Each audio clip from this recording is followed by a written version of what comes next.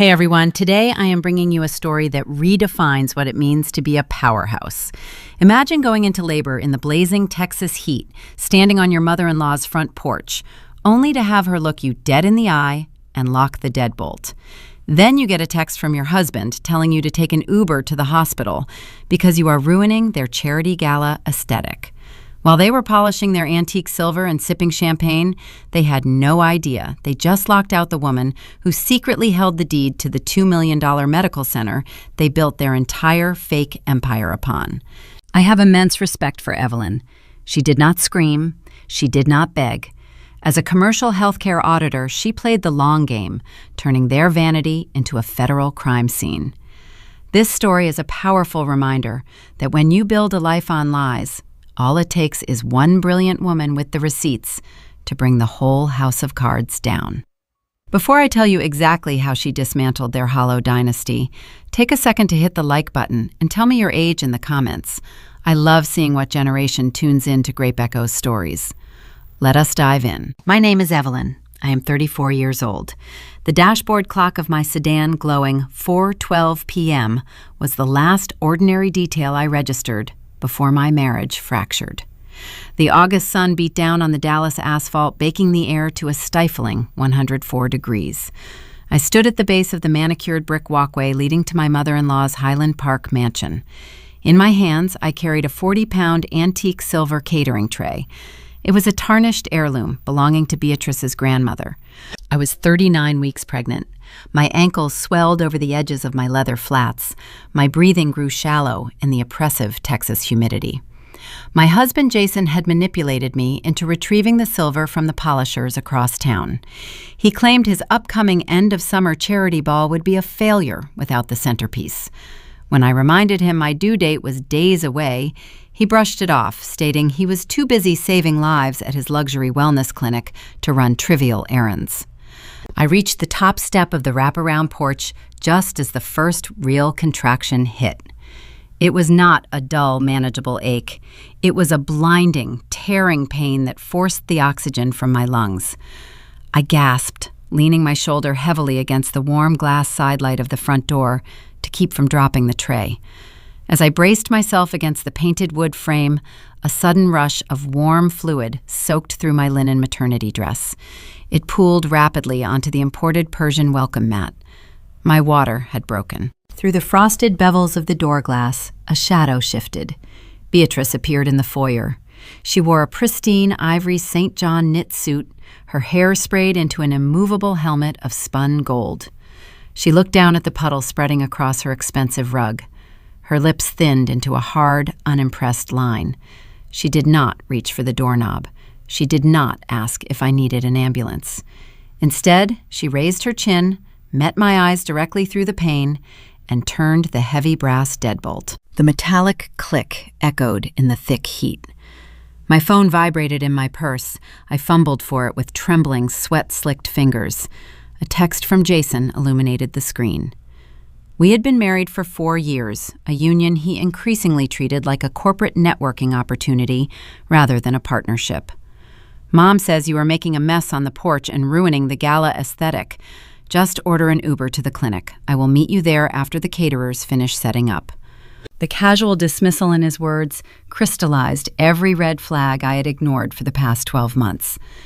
Jason's subtle digs at my career, his obsession with curating a billionaire image, his mother's thinly veiled disdain for my working-class roots. It all culminated in this single, defining lockout. They viewed me as an inconvenience, a pedestrian stain on their flawless social canvas. A lesser woman might have pounded her fists against the mahogany wood. She might have screamed for help or dissolved into tears on the porch swing. I did none of those things. I am a senior director of commercial healthcare acquisitions. I negotiate 9-figure property deals in boardrooms full of men who expect me to flinch. I do not waste energy knocking on closed doors. I carefully lowered the heavy antique silver tray, setting it squarely in the center of the amniotic puddle on her rug. I turned my back on the mansion and walked step by step toward my parked car, biting the inside of my cheek until it bled to endure the next wave of contractions. The physical abandonment stung, a sharp betrayal I would process on my own time. But it was the digital notification that illuminated my phone 10 minutes down the road that truly signaled the end of my marriage and the beginning of their ruin. I ordered an executive car service from the curb of the Highland Park estate. A black Lincoln Navigator pulled up to the driveway within minutes. The driver, an older gentleman named Hector, took one look at my soaked dress and pale face. He did not ask questions. He sprang from the driver's seat and helped me into the back. The perforated leather was cool against my skin, a stark contrast to the blazing outdoor heat. Traffic on the North Central Expressway crawled. The late afternoon rush hour trapped us in a sea of red brake lights and idling engines. The contractions stacked on top of each other, leaving zero room for breath. Hector kept his eyes glued to the rearview mirror. His voice remained a steady, calm presence, offering quiet encouragement while he dialed emergency dispatch on his hands-free headset. We pulled onto the gravel shoulder just north of the Mockingbird Lane exit. There was no time for a hospital bed. There was no time for an epidural. I delivered my daughter Maya right there on the back seat of a stranger's vehicle, surrounded by the deafening roar of highway traffic. Paramedics arrived mere moments later. Their flashing sirens painted the concrete walls of the overpass in rhythmic strokes of red and blue. They stabilized us, cut the cord, and loaded my exhausted body onto a stretcher. The lead EMT asked for my preferred destination. I gave him the address for Dallas Elite Medical Center. It was the nearest Tier 1 trauma facility, but it also held a profound hidden significance in my life. It was the exact building where my husband Jason operated his supposed luxury wellness clinic. They wheeled me through the sliding glass doors of the emergency wing. The fluorescent lights overhead buzzed, casting a harsh, sterile glare across the white linoleum floors. Nurses moved in a synchronized blur, asking rapid-fire medical questions, checking my vitals, and wrapping my newborn in a striped cotton blanket. I was alone. The man who vowed to stand by me during moments exactly like this was nowhere to be found. He did not ride in the ambulance. He did not rush through the hospital doors demanding to see his child. He was entirely absent. The staff transferred me to a quiet recovery suite on the 4th floor. The room was freezing. The industrial air conditioning blew a steady stream of frigid air from the ceiling vent. I lay on the narrow mattress, shivering under a paper-thin hospital gown. Maya slept soundly against my chest, her tiny fingers curled into a tight fist. The physical trauma of a highway birth left every muscle in my body aching, but my mind remained uncomfortably sharp. I reached for my phone resting on the plastic tray table. I needed to compensate Hector. The man had sacrificed the interior of his luxury vehicle and guided a terrified woman through childbirth. He deserved a premium tip enough to cover professional detailing and a week of lost wages. I unlocked my screen. There were 0 missed calls, 0 text messages asking if I was safe. I only saw the lingering message from Jason, telling me to take a rideshare because I was ruining the gala preparation. I opened my primary banking application. Jason and I maintained a shared household ledger. For the past 3 years, I treated it as the central hub for our mortgage, utilities, and emergency funds. As a commercial underwriter, I track every penny. My baseline expectation for this specific account was $65,000. The bulk of that balance was my recent corporate bonus. It was a hard-earned commission from closing a regional medical park acquisition the previous Friday. Jason knew the funds had cleared. He had joked about upgrading his golf club membership over breakfast just 2 days ago. The app authenticated my face.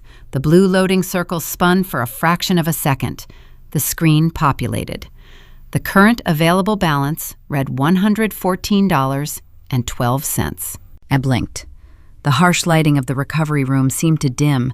My vision tunneled directly onto the digits glowing on the glass screen. I did not cry. My stomach executed a slow, sickening drop. It was the kind of visceral reaction that precedes a life-altering realization. I tapped the Recent Transactions tab. The digital ledger revealed the truth with cold, undeniable precision. At 4:30 in the afternoon, a wire transfer had been initiated.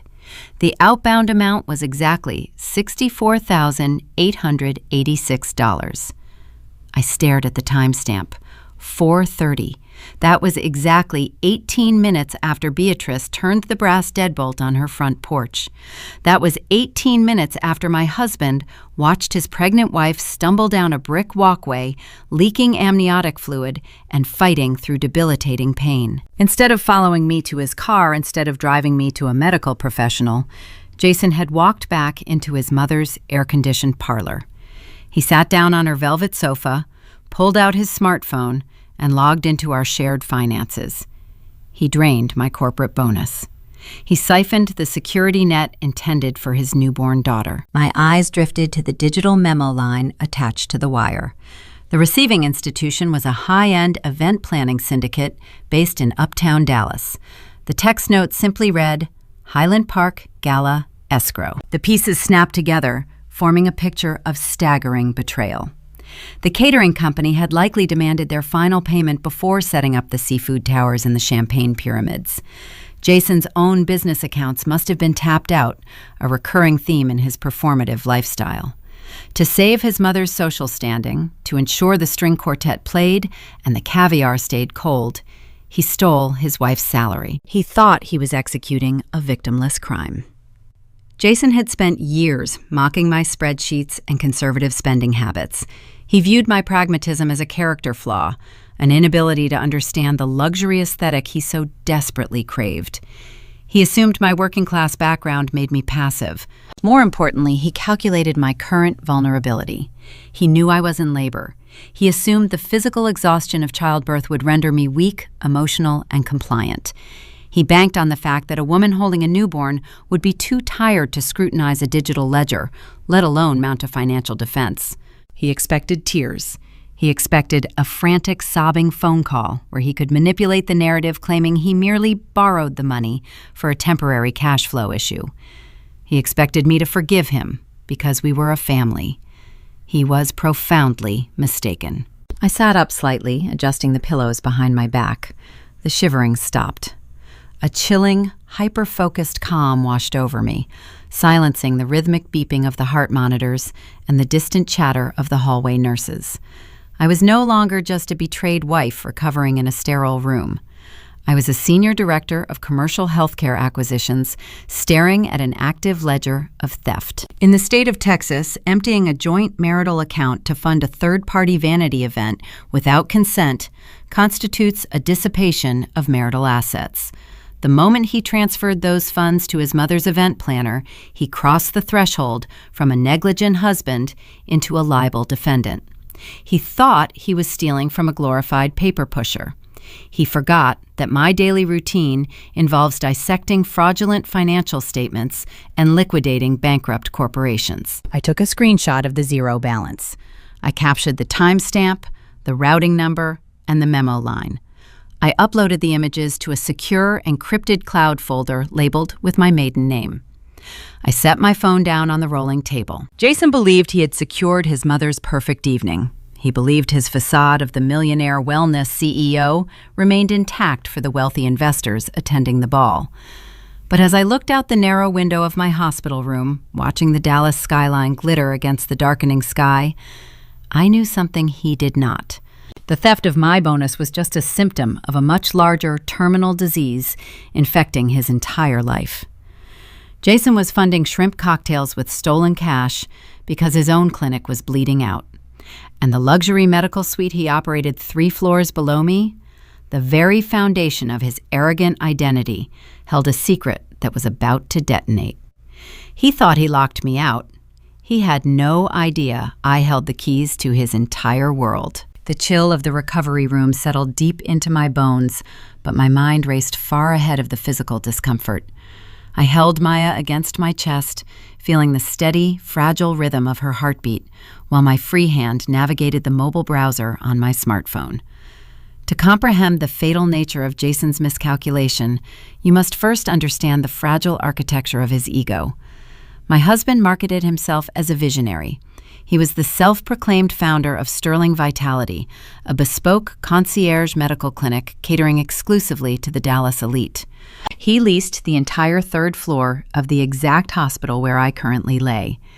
If you walked out of my sterile maternity suite, stepped into the elevator, and rode it down one level, the environment shifted from clinical reality to curated fiction.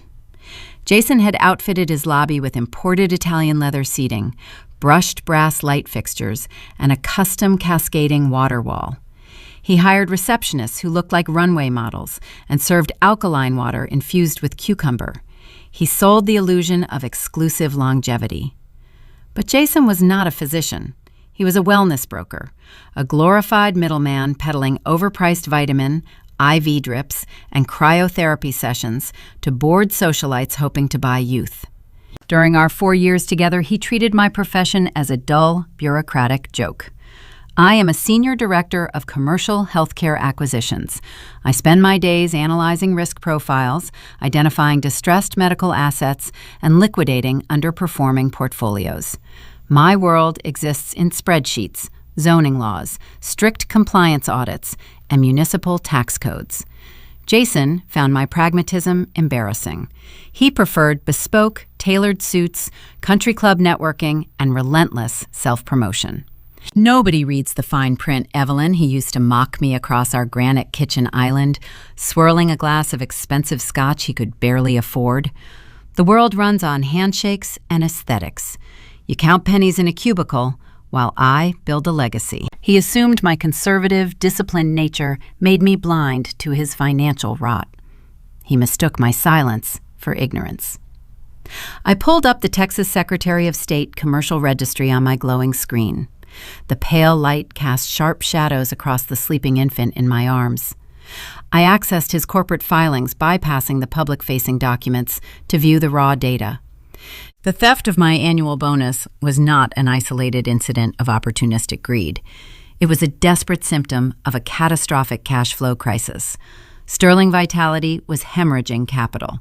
The staggering overhead required to maintain his billionaire facade outpaced his actual revenue by a wide margin. He drained our joint savings to fund Beatrice's charity ball because his own corporate ledgers were bleeding dry. He needed that gala to court new angel investors, hoping to trap fresh capital to keep his sinking ship afloat for just one more quarter. But women who navigate the ruthless corridors of commercial real estate do not survive by wearing blinders. We survive by auditing the ground we stand upon. I closed the state registry and logged into a heavily encrypted private portal.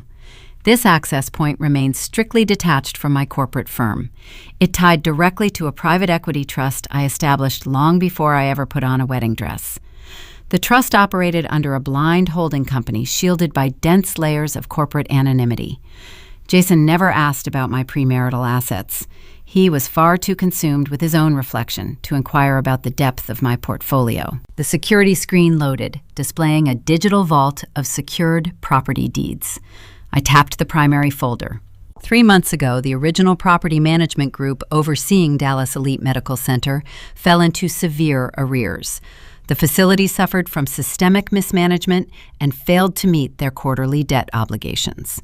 The bank initiated quiet foreclosure proceedings, seeking a discreet buyer to assume the distressed asset without triggering a panic among the lucrative medical tenants leasing the suites. My trust stepped in. I ran the risk assessments, structured the buyout, and wired the capital.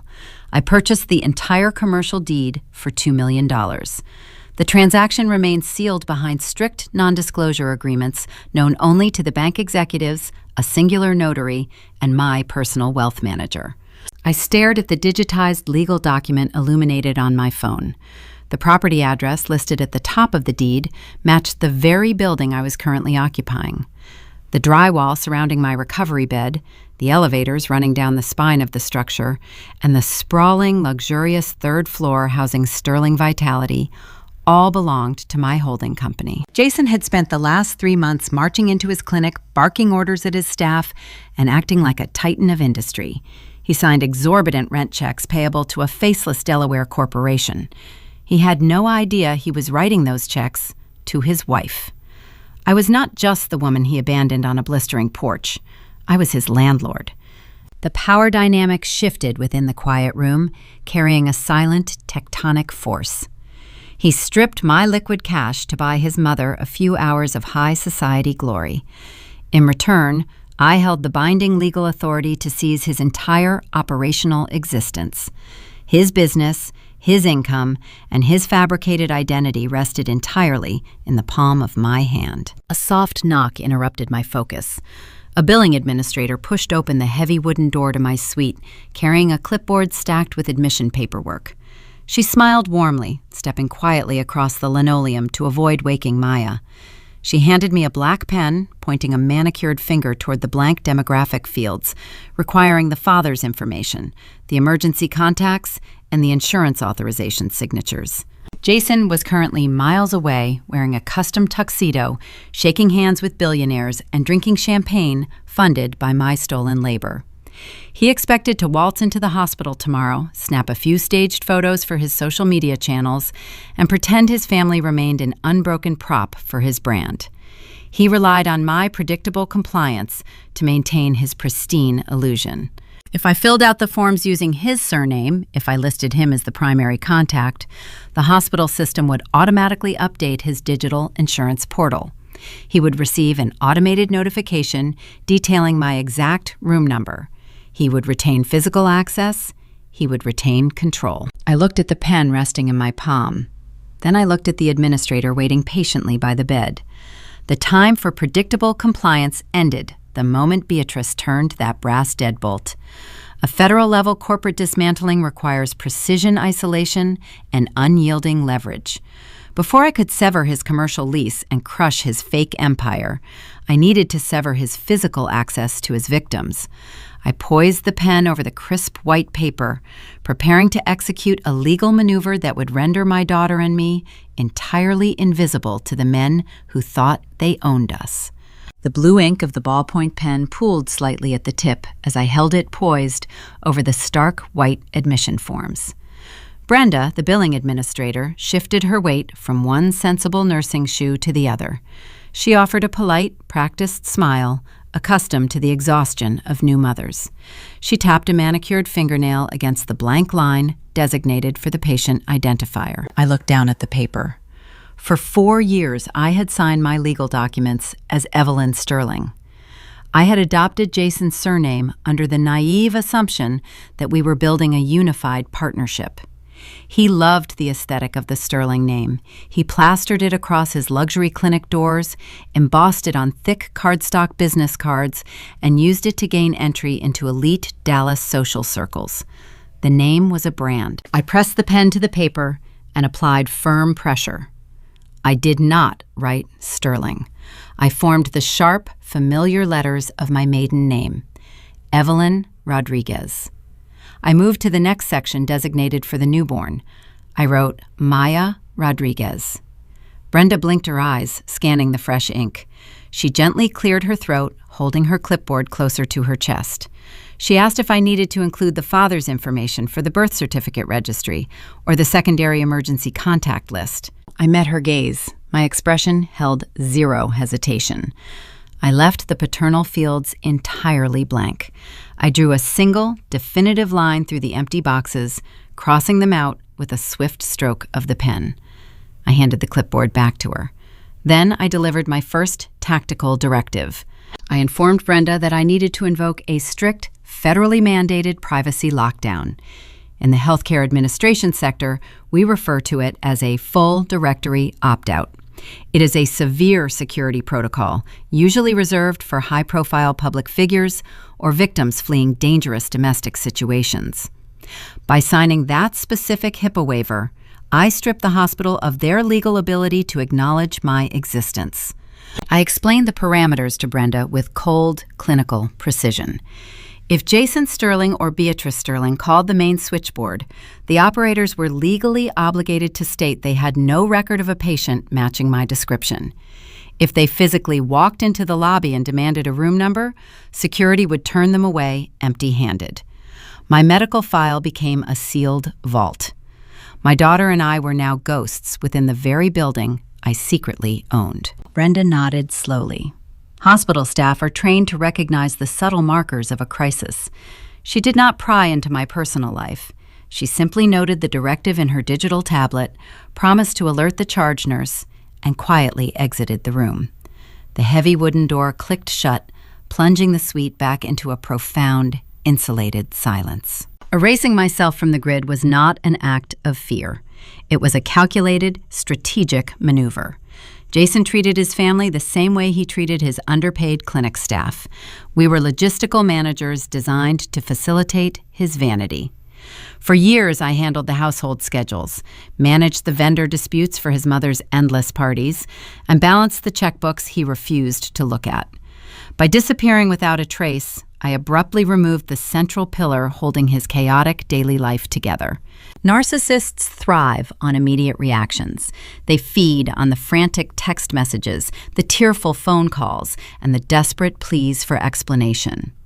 If I called him screaming about the stolen bonus money, I would hand him the exact emotional leverage he craved. He would spin the narrative, calling me hormonal and irrational, gaslighting me into believing the theft was a necessary business sacrifice. I refused to feed him. I was going to starve him of information. The afternoon stretched into evening. The golden Texas sun dipped below the Dallas skyline, replacing the harsh daylight with the muted amber glow of street lamps. I remained in my bed, holding Maya as she slept, sipping ice water and letting my physical strength slowly return. At exactly 9 o'clock at night, the smartphone resting on my plastic tray table vibrated. The screen illuminated the dim room, casting a pale light across the ceiling tiles. It was a text message from Jason. "Gala prep is done. Where are you? The caterers are asking for you." I read the words twice, letting the sheer audacity of his message sink into my memory. It had been nearly 5 hours since I gave birth on the shoulder of a roaring interstate. His text contained 0 inquiries about my health. He did not ask if the baby had arrived safely. He did not ask which hospital I was admitted to. He only cared about the caterers. He wanted to know why his unpaid event manager was not present to handle the cocktail napkins for his mother's charity ball. He was annoyed by my absence, entirely disconnected from the reality of my traumatic afternoon. I did not type a response. I did not type a paragraph detailing my pain or demanding the return of my $64,000. I pressed the volume down button and swiped the screen, activating the Do Not Disturb function. A small half-moon icon appeared at the top of my display, silencing all incoming notifications.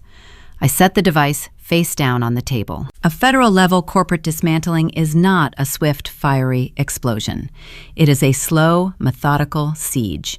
It requires immense patience and an ironclad grip on your own emotions. I had exactly 4 weeks of paid corporate maternity leave ahead of me. That was 28 days of guaranteed salary and uninterrupted time. The sterile hospital room was no longer just a recovery ward. It was my war room. By making myself a legal ghost, I forced Jason into a dangerous state of complacency. He would assume I was simply throwing a tantrum. He would figure I checked into a local hotel to sulk, punishing him with the silent treatment. In his arrogant mind, he would believe he had won the standoff. That false sense of security was exactly what I needed him to feel. I needed him to focus entirely on his failing concierge business and Beatrice's upcoming high society charity ball. I needed him to stand in crowded rooms, holding expensive champagne, pitching his fake medical empire to wealthy angel investors while believing his secrets were safe. If he knew I possessed the audit trails of his stolen funds, he might panic and attempt to hide his remaining assets offshore. He might hire a defense attorney to tie up my capital in prolonged divorce litigation. I had to let him continue operating under the illusion of control. I had to let him keep spending, keep lying, and keep digging his own financial grave. I leaned back against the stiff hospital pillows, adjusting the striped cotton blanket over my sleeping daughter. I listened to the steady hum of the industrial air conditioning, finding a strange, rhythmic comfort in the sound. Tomorrow was the first of the month. In the commercial real estate sector, the first of the month carries a heavy, unforgiving weight. It is the day the ledgers reset. It is the day the invoices trigger. Jason had drained his last available pool of liquid capital to buy his mother's shrimp towers and string quartets. He had prioritized the aesthetic of a single evening over the structural integrity of his entire livelihood. He was about to wake up in a few hours, put on a custom-tailored suit, and walk into his luxury clinic, unaware that the ground beneath his expensive leather shoes was already gone. I closed my eyes, letting the exhaustion of childbirth finally pull me into a light, dreamless sleep. The trap was set. The bait was taken. I just had to wait for the morning light to reveal his next fatal error, knowing perfectly well that the first tripwire was about to snap in the most public forum possible. The pale morning light filtered through the horizontal blinds of the recovery ward, casting long geometric shadows across the sterile linoleum floor. Maya slept in the clear plastic bassinet beside my bed, swaddled tightly in a faded hospital receiving blanket. I sat upright, ignoring the dull ache in my lower spine, and picked up my smartphone. I deactivated the sleep mode to check my secure corporate email inbox. Instead of a property acquisition memo, a social media banner flashed across the top of the glass screen. My sister-in-law, Vanessa, was broadcasting live. Vanessa is 26 years old, holds a degree in art history she has never used, and treats her brother's bank accounts like a personal slush fund. Her entire digital persona revolves around projecting effortless generational luxury to a meager audience of naive internet followers. During family dinners, she routinely mocked my tailored blazers and sensible low heels, calling my aesthetic tragically corporate. She lived in a high-rise downtown apartment that Jason subsidized. She drove a luxury sports utility vehicle he leased. She wore designer labels funded directly by my conservative financial planning. I tapped the notification, ensuring my device volume remained low so I would not wake the baby. The screen shifted to display the grand foyer of Beatrice's Highland Park mansion. It was the exact spot where I had stood yesterday afternoon, leaking amniotic fluid onto the floor and silently requesting medical shelter. The imported Persian rug looked immaculate, professionally steam-cleaned overnight to erase any trace of my difficult labor. The antique silver catering tray I had hauled through the blistering Texas heat now sat polished and gleaming on a mahogany entryway credenza, flanked by expensive, towering floral arrangements. The crime scene had been sanitized and dressed up for the cameras. Vanessa stood in the center of the frame, holding her phone high to capture her reflection in a gilded wall mirror. She wore a floor-length emerald green gown, dripping with hand-stitched sequins. The garment easily retailed for $4,000. She twirled slowly, letting the heavy, shimmering fabric pool around her strappy designer stilettos, pouting her lips for the camera lens while reading the comments scrolling across her screen. "You guys, I am so stressed today," Vanessa complained, her tone dripping with curated exhaustion and artificial burden. Planning a charity ball is literal torture. We almost had a disaster last night. The event coordinators tried to hold the champagne hostage because of some stupid banking glitch with Mom's primary accounts. She paused, flipping her perfectly highlighted hair over one shoulder, eager to cast her family in a heroic light. How did we fix it? Oh my God. Jason had to literally bail out the gala at the last minute. The caterers threatened to walk out right before the tables were set. Thank God my brother is a millionaire medical CEO. He just wired them the cash like a boss, saved the whole weekend. I did not scoff at her delusion. I did not type an angry, emotional remark into her public chat box to demand my money back. I simply pressed the dual buttons on the side of my device, initiating a silent screen record. The red recording indicator pulsed in the corner of my display, capturing every single frame of her staggering vanity. Vanessa thought she was flexing her family's limitless wealth for the internet. She believed she was portraying Jason as a titan of industry swooping in to rescue a high society event from a minor logistical hiccup. In reality, she was reading a sworn, documented confession into the public record. Forensic financial auditors know that vanity always leaves a paper trail. People who lie about their wealth cannot resist bragging when they spend it. The state of Texas operates under strict community property laws. Emptying a joint marital ledger is risky on a normal day. However, draining $64,000 to fund a third-party vanity project during an active, documented separation constitutes a severe legal violation known as dissipation of marital assets. The timeline was now indisputable. My hospital admission papers, signed exclusively under my maiden name, legally established our separation at 4 in the afternoon. Jason wired the stolen funds at 4:30. And now, the following morning, his own sister provided time-stamped video evidence detailing exactly where that money went and why it was sent. Furthermore, by moving the stolen capital electronically across state banking networks to pay an unapproved vendor, the transaction brushed the sharp edge of federal wire fraud. I needed undeniable proof that the money Jason transferred actually funded the party rather than a legitimate clinical business expense.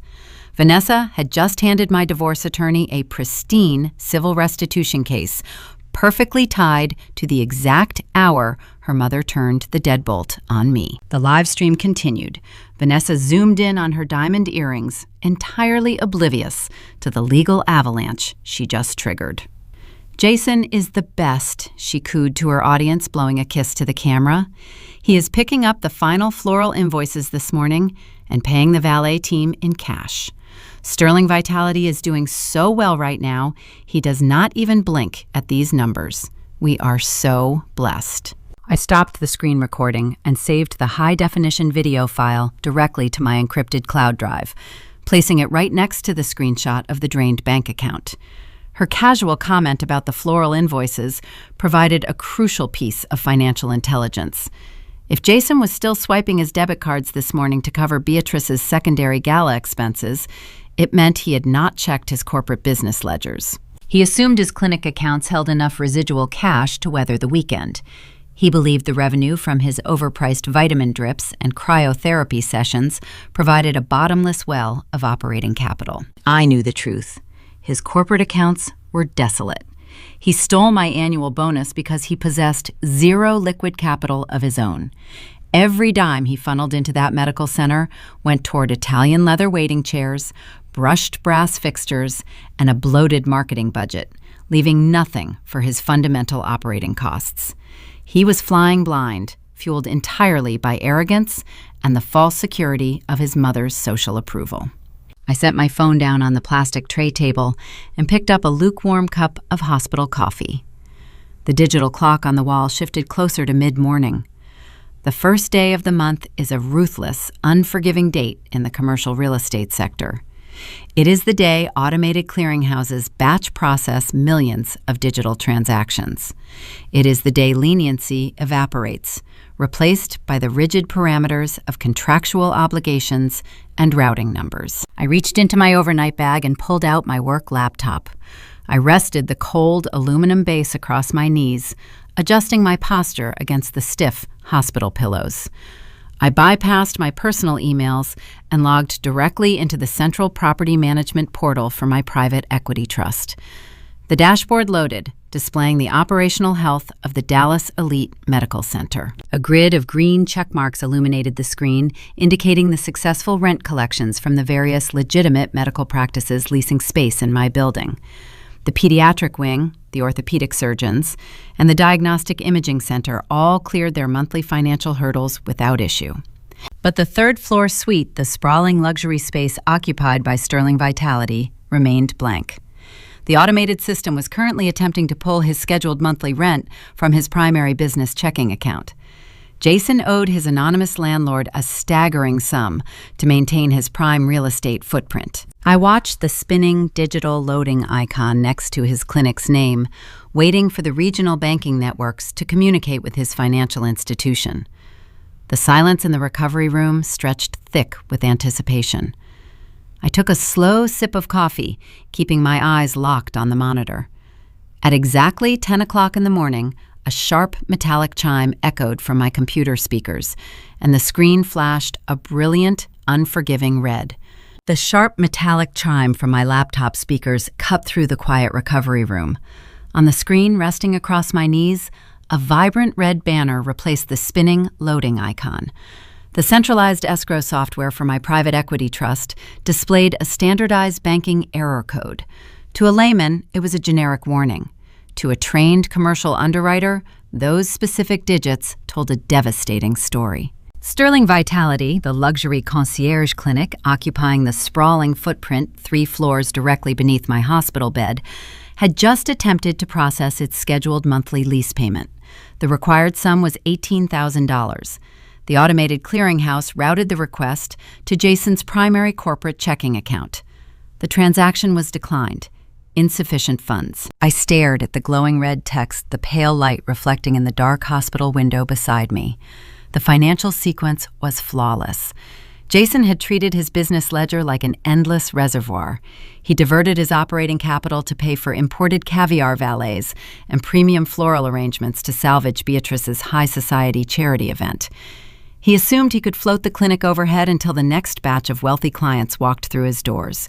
He drained his final reserve of liquid cash to curate an illusion of limitless wealth for his mother. Now the illusion was bankrupt. The self-proclaimed millionaire medical executive could not cover his own rent. In the commercial real estate sector, a missed payment typically initiates a standard bureaucratic dance. Most institutional landlords offer a grace period, usually spanning 5 to 10 business days, allowing a delinquent tenant to cure the default by securing emergency funds and paying a late fee. Jason likely banked on that standard industry leniency. He figured he could sweet-talk a property manager on Monday morning, leveraging his tailored suits and superficial charm to buy himself another week. He failed to consider who owned the paper. When my trust finalized the acquisition of the Dallas Elite Medical Center 3 months ago, I personally restructured the lease assignments for every existing tenant in the building. As I reviewed Jason's specific file during the buyout, a distinct memory echoed in my mind. We were hosting a dinner party at our previous townhome. Jason stood at the head of the table, pouring expensive wine for 2 local plastic surgeons he wanted to recruit. One of the guests politely asked about my career. Before I could answer, Jason laughed, waving a dismissive hand in my direction. He told a table full of our peers that I was just a glorified secretary, a woman who pushed boring contracts around a gray cubicle while he built a tangible legacy. He claimed the world belonged to visionaries, not bureaucrats. He bragged that nobody with real power ever reads the fine print. Sitting in my quiet corporate office the following morning, I decided to test his theory. I revised his commercial lease agreement, hiding a lethal structural change deep within paragraph 47 of his tenant obligations. I stripped away the standard 5-day grace period. In its place, I inserted a highly specific zero-tolerance default clause. The language was uncompromising. A single bounce check, failed wire, or declined automated draft constituted an immediate, uncurable breach of contract. There was no cure period. There was no opportunity to submit a secondary payment. The moment the bank transmitted that insufficient funds code to my escrow portal, Jason forfeited his tenancy rights. The clause granted the landlord the legal authority to initiate an expedited eviction, change the physical locks on the doors, and seize all operational assets left within the premises to cover liquidated damages. He signed the revised lease without hiring an independent attorney to review the addendums. He simply glanced at the signature line and scribbled his name, far too eager to return to his golf game to bother reading the boring contracts drafted by bureaucrats. I looked at the red banner on my screen. He had just legally surrendered his entire business to the wife he discarded on a blistering porch. The dull postpartum ache in my lower spine faded, eclipsed by a surge of razor-sharp professional focus. The emotional betrayal of the previous afternoon felt distant, replaced by the clinical precision of a corporate execution.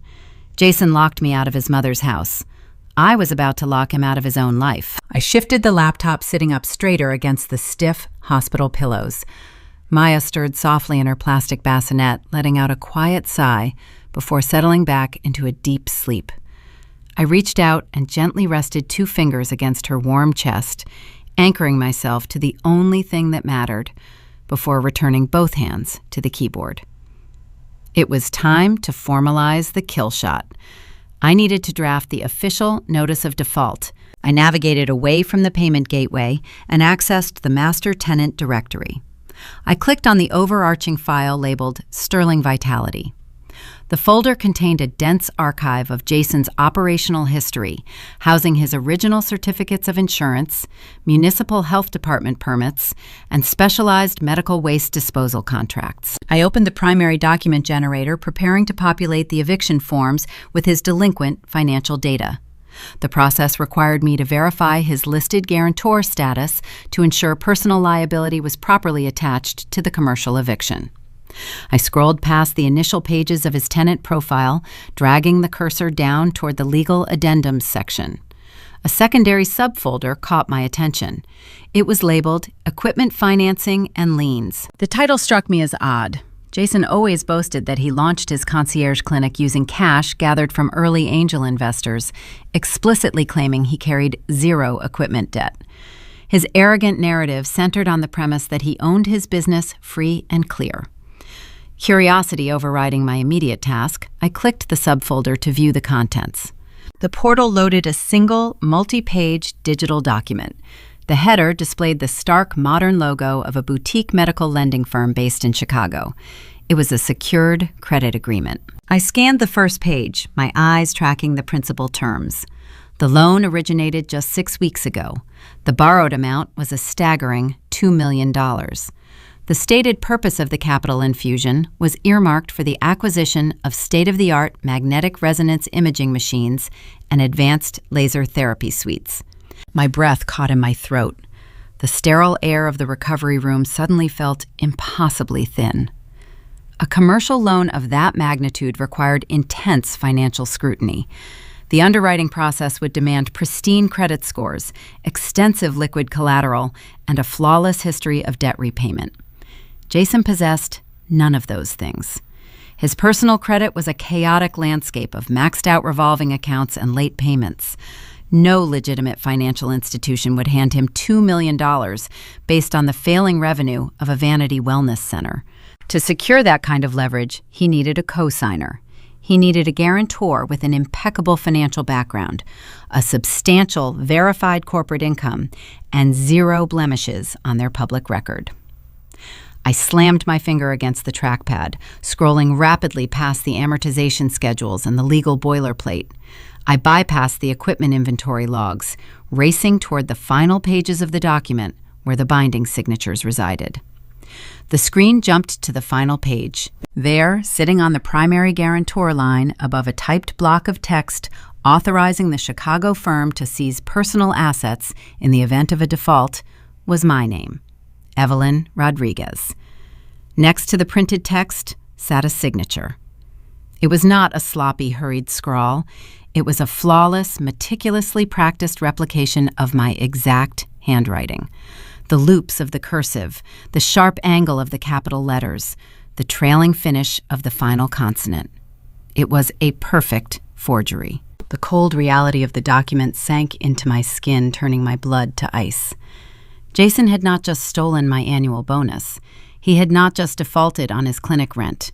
He had secretly tethered my entire financial future, my hard-earned corporate reputation, and the security net I spent a decade building, to a fraudulent $2 million debt. I stared at the forged ink on the screen. The boundary separating a bitter domestic dispute from a federal crime scene had just been crossed. Jason knew the digital credit monitoring alerts I utilized were calibrated for consumer loans, mortgages, and standard auto financing. By utilizing a dormant corporate subsidiary I established years ago for a minor tax benefit, he bypassed my personal security alerts entirely. He routed the debt through a commercial tier, hiding the liability within a shadow ledger I would never organically check. He committed first-degree bank fraud and aggravated identity theft.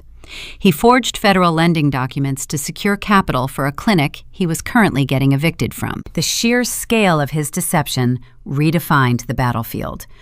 I was no longer just managing a delinquent tenant.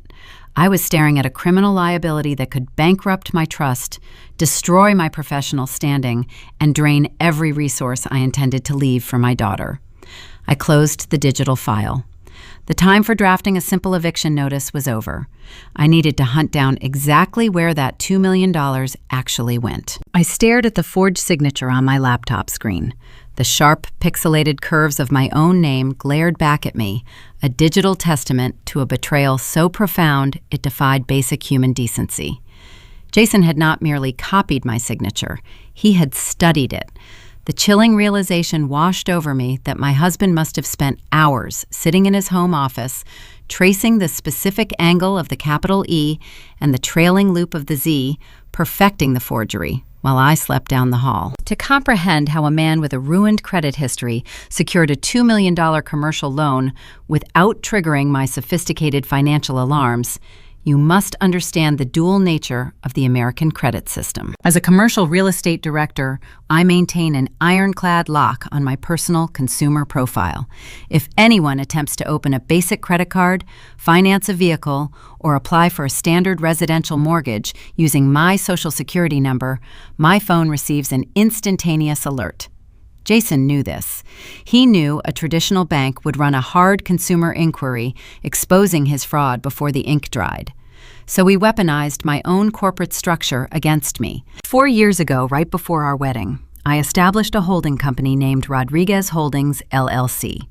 It was a standard, mundane financial vehicle designed to manage a few early real estate investments and optimize my tax liabilities. Once those properties sold, I let the entity sit dormant.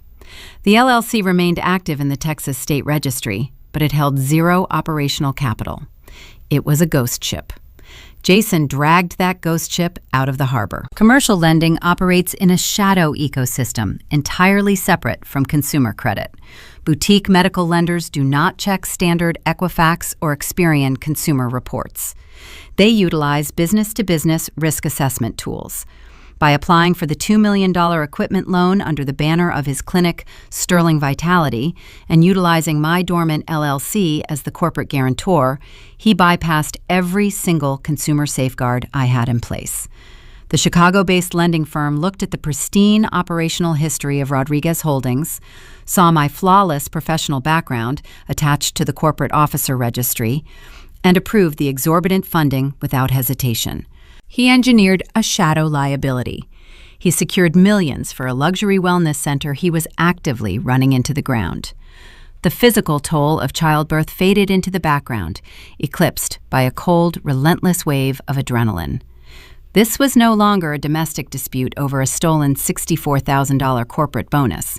This was no longer just a husband throwing a tantrum because his wife ruined a high society charity ball aesthetic. By forging my signature on federal lending documents across state lines, Jason committed aggravated identity theft. By securing capital under false pretenses, he committed first-degree bank fraud. These were not civil infractions.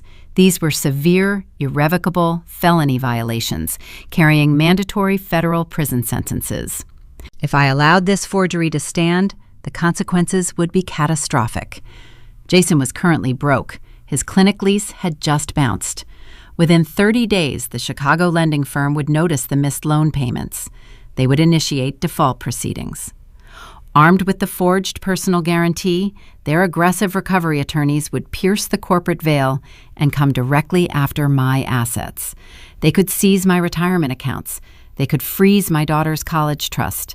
They could even lay claim to the Dallas Elite Medical Center itself, liquidating the very hospital I just purchased to cover his fabricated debt. He had unknowingly designed a trap that could destroy the exact financial fortress I built to protect myself. I needed to dismantle his snare from the inside out. I needed to trace the capital. The loan addendum stated the $2 million was strictly earmarked for state-of-the-art magnetic resonance imaging machines and advanced laser therapy suites. A standard luxury concierge clinic does not require industrial diagnostic imaging equipment unless they are running a full-scale neurological diagnostic wing. Jason peddled vitamin drips and cucumber water. He had zero medical justification for that specific machinery. If the equipment physically existed inside the clinic 3 floors below me, I could legally seize it under my landlord distress clause, sell it at a commercial medical auction, and use the proceeds to make the Chicago lender whole before they triggered a federal default. I opened a new tab on my browser, accessing the centralized building management dashboard. As the anonymous owner of the hospital, I controlled the diagnostic data for every square foot of the property. I pulled the electrical consumption reports for the third floor. An operational MRI machine requires an immense industrial power grid. It demands dedicated cooling chillers, reinforced copper wiring, and a staggering baseline wattage just to keep the internal magnets functioning. The graph populated on my screen. The electrical draw for Sterling Vitality was entirely flat. The clinic consumed the exact same moderate amount of power it had utilized for the past 12 months. There were no voltage spikes.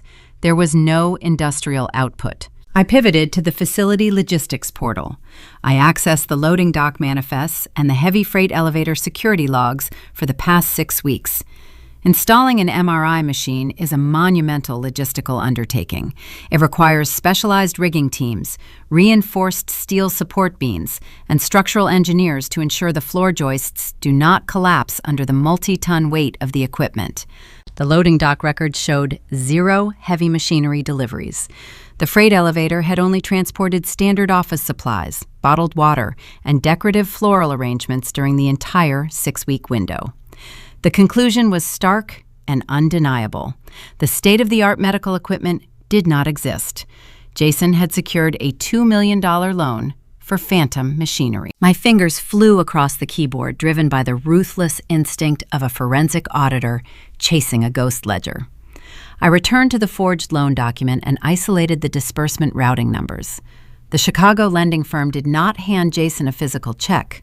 They wired the capital directly to a verified medical equipment vendor to ensure the funds purchased the stated collateral. I copied the vendor routing data and ran it through a deep-tier financial tracing algorithm I utilize for corporate acquisitions. I needed to know exactly who received the $2 million. The algorithm returned a hit within seconds. The receiving account did not belong to Siemens General Electric or any reputable international medical manufacturer.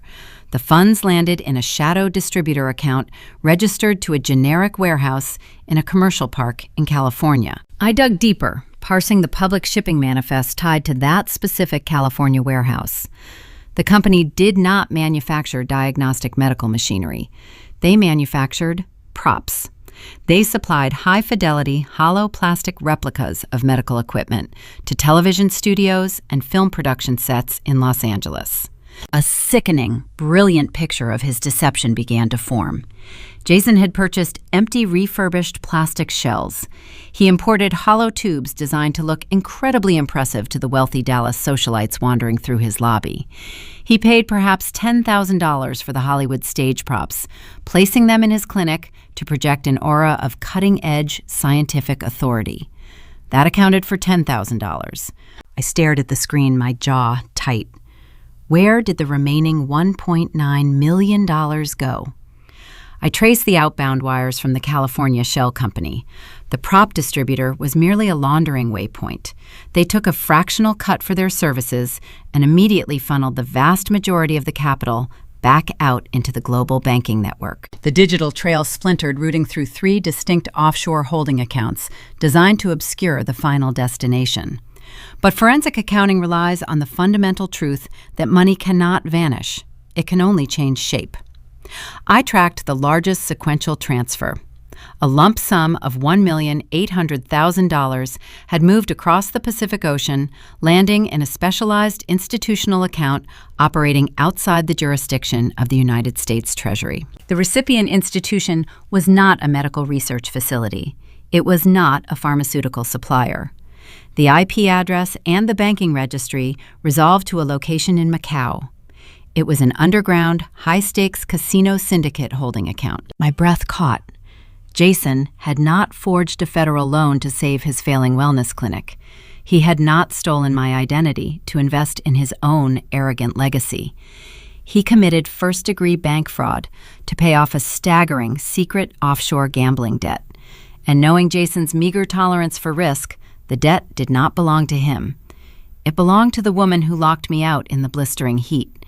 It belonged to Beatrice. The digital footprint connecting a luxury Dallas wellness center to an underground Macau casino syndicate sat glowing on my laptop screen. The sheer audacity of the financial routing left the recovery room feeling devoid of oxygen. I stared at the offshore transaction logs, tracing the sequence of shell companies Jason had utilized to wash the funds. He thought he was covering his tracks. He assumed the labyrinth of dummy corporations would obscure the final destination. But digital ledgers possess a flawless memory.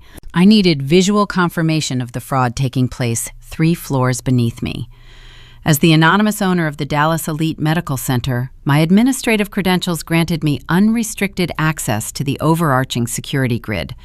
I opened a new browser tab, bypassed the standard firewall, and logged into the centralized surveillance system. A grid of high-definition camera feeds populated my display. I filtered the results, isolating the 3rd floor occupied by Sterling Vitality. I clicked on the camera labeled Diagnostic Suite A.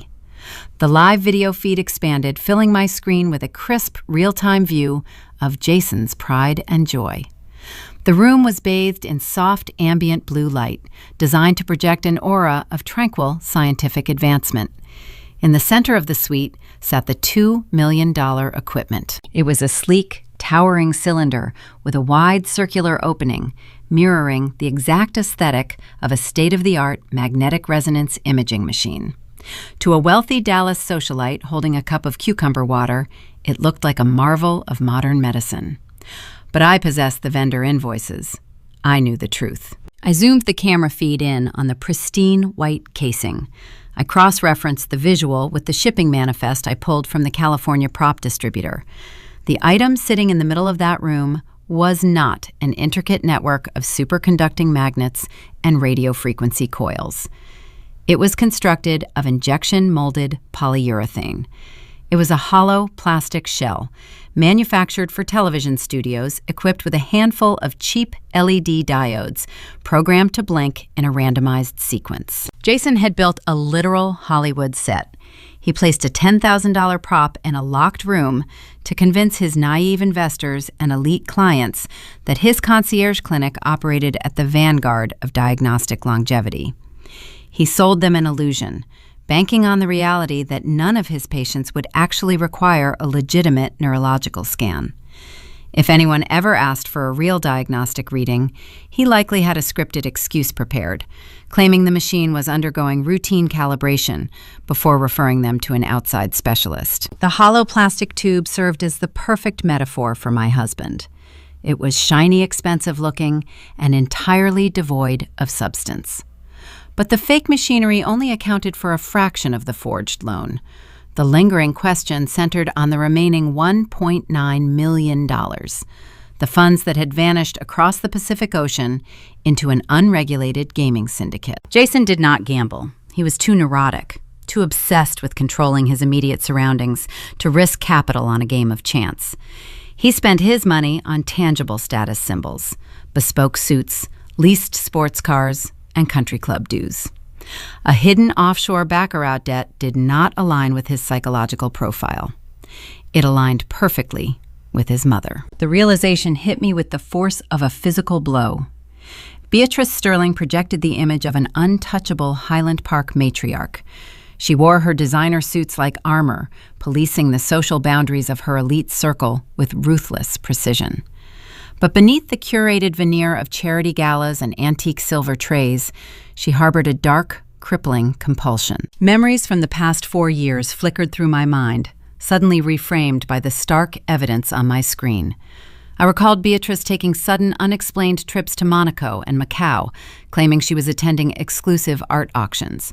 I remembered the hushed, tense arguments between her and Jason in the corners of family dinners, abruptly silenced the moment I walked into the room. I recalled the nervous way she guarded her digital tablet, constantly refreshing offshore banking applications she claimed were just international investment portfolios. Beatrice was a degenerate gambler. She had leveraged her pristine social standing to access high-stakes underground betting rings, accumulating a staggering deficit she could never organically repay. The offshore syndicate did not care about her zip code or her charity ball aesthetic. They cared about their ledger. When the shadow debt came due, Beatrice must have panicked. Facing the imminent destruction of her reputation and potentially severe physical consequences from unregulated creditors, she turned to the only person desperate enough to clean up her mess. She turned to her golden child. Jason played the dutiful savior. But because his own luxury clinic was a financial sinkhole, he lacked the liquid capital to cover her losses. Instead of forcing his mother to face accountability, instead of selling the Highland Park mansion to settle the debt, Jason chose the path of least resistance. He chose to sacrifice me. He stole my identity. He forged my signature on federal lending documents, utilizing my flawless corporate credit profile to secure a $2 million commercial loan. He purchased the cheap plastic Hollywood props to satisfy the initial equipment inspection, then wired the remaining bulk of the funds to Macau to save his mother from ruin. My husband had tethered my financial future, my hard-earned corporate reputation, and the security net I intended for my newborn daughter directly to an international criminal syndicate. He fed me to the wolves to protect the very woman who had looked me dead in the eye and locked a brass deadbolt while I stood leaking amniotic fluid on her porch. The sheer scale of the betrayal transcended anger. It birthed a cold, terrifying clarity. They assumed I was just a quiet, boring underwriter who would never dig past the surface of their curated lives. They believed their aristocratic aesthetic shielded them from consequence. I closed the security camera feed. I encrypted the forensic audit trails, the offshore routing numbers, and the forged loan documents securing the digital evidence within my private holding company vault. I was no longer preparing for a simple commercial eviction. I was arming a federal indictment. I sat back against the stiff pillows, letting the silence of the recovery room settle around me. Maya slept peacefully in her bassinet, her tiny chest rising and falling in a steady rhythm.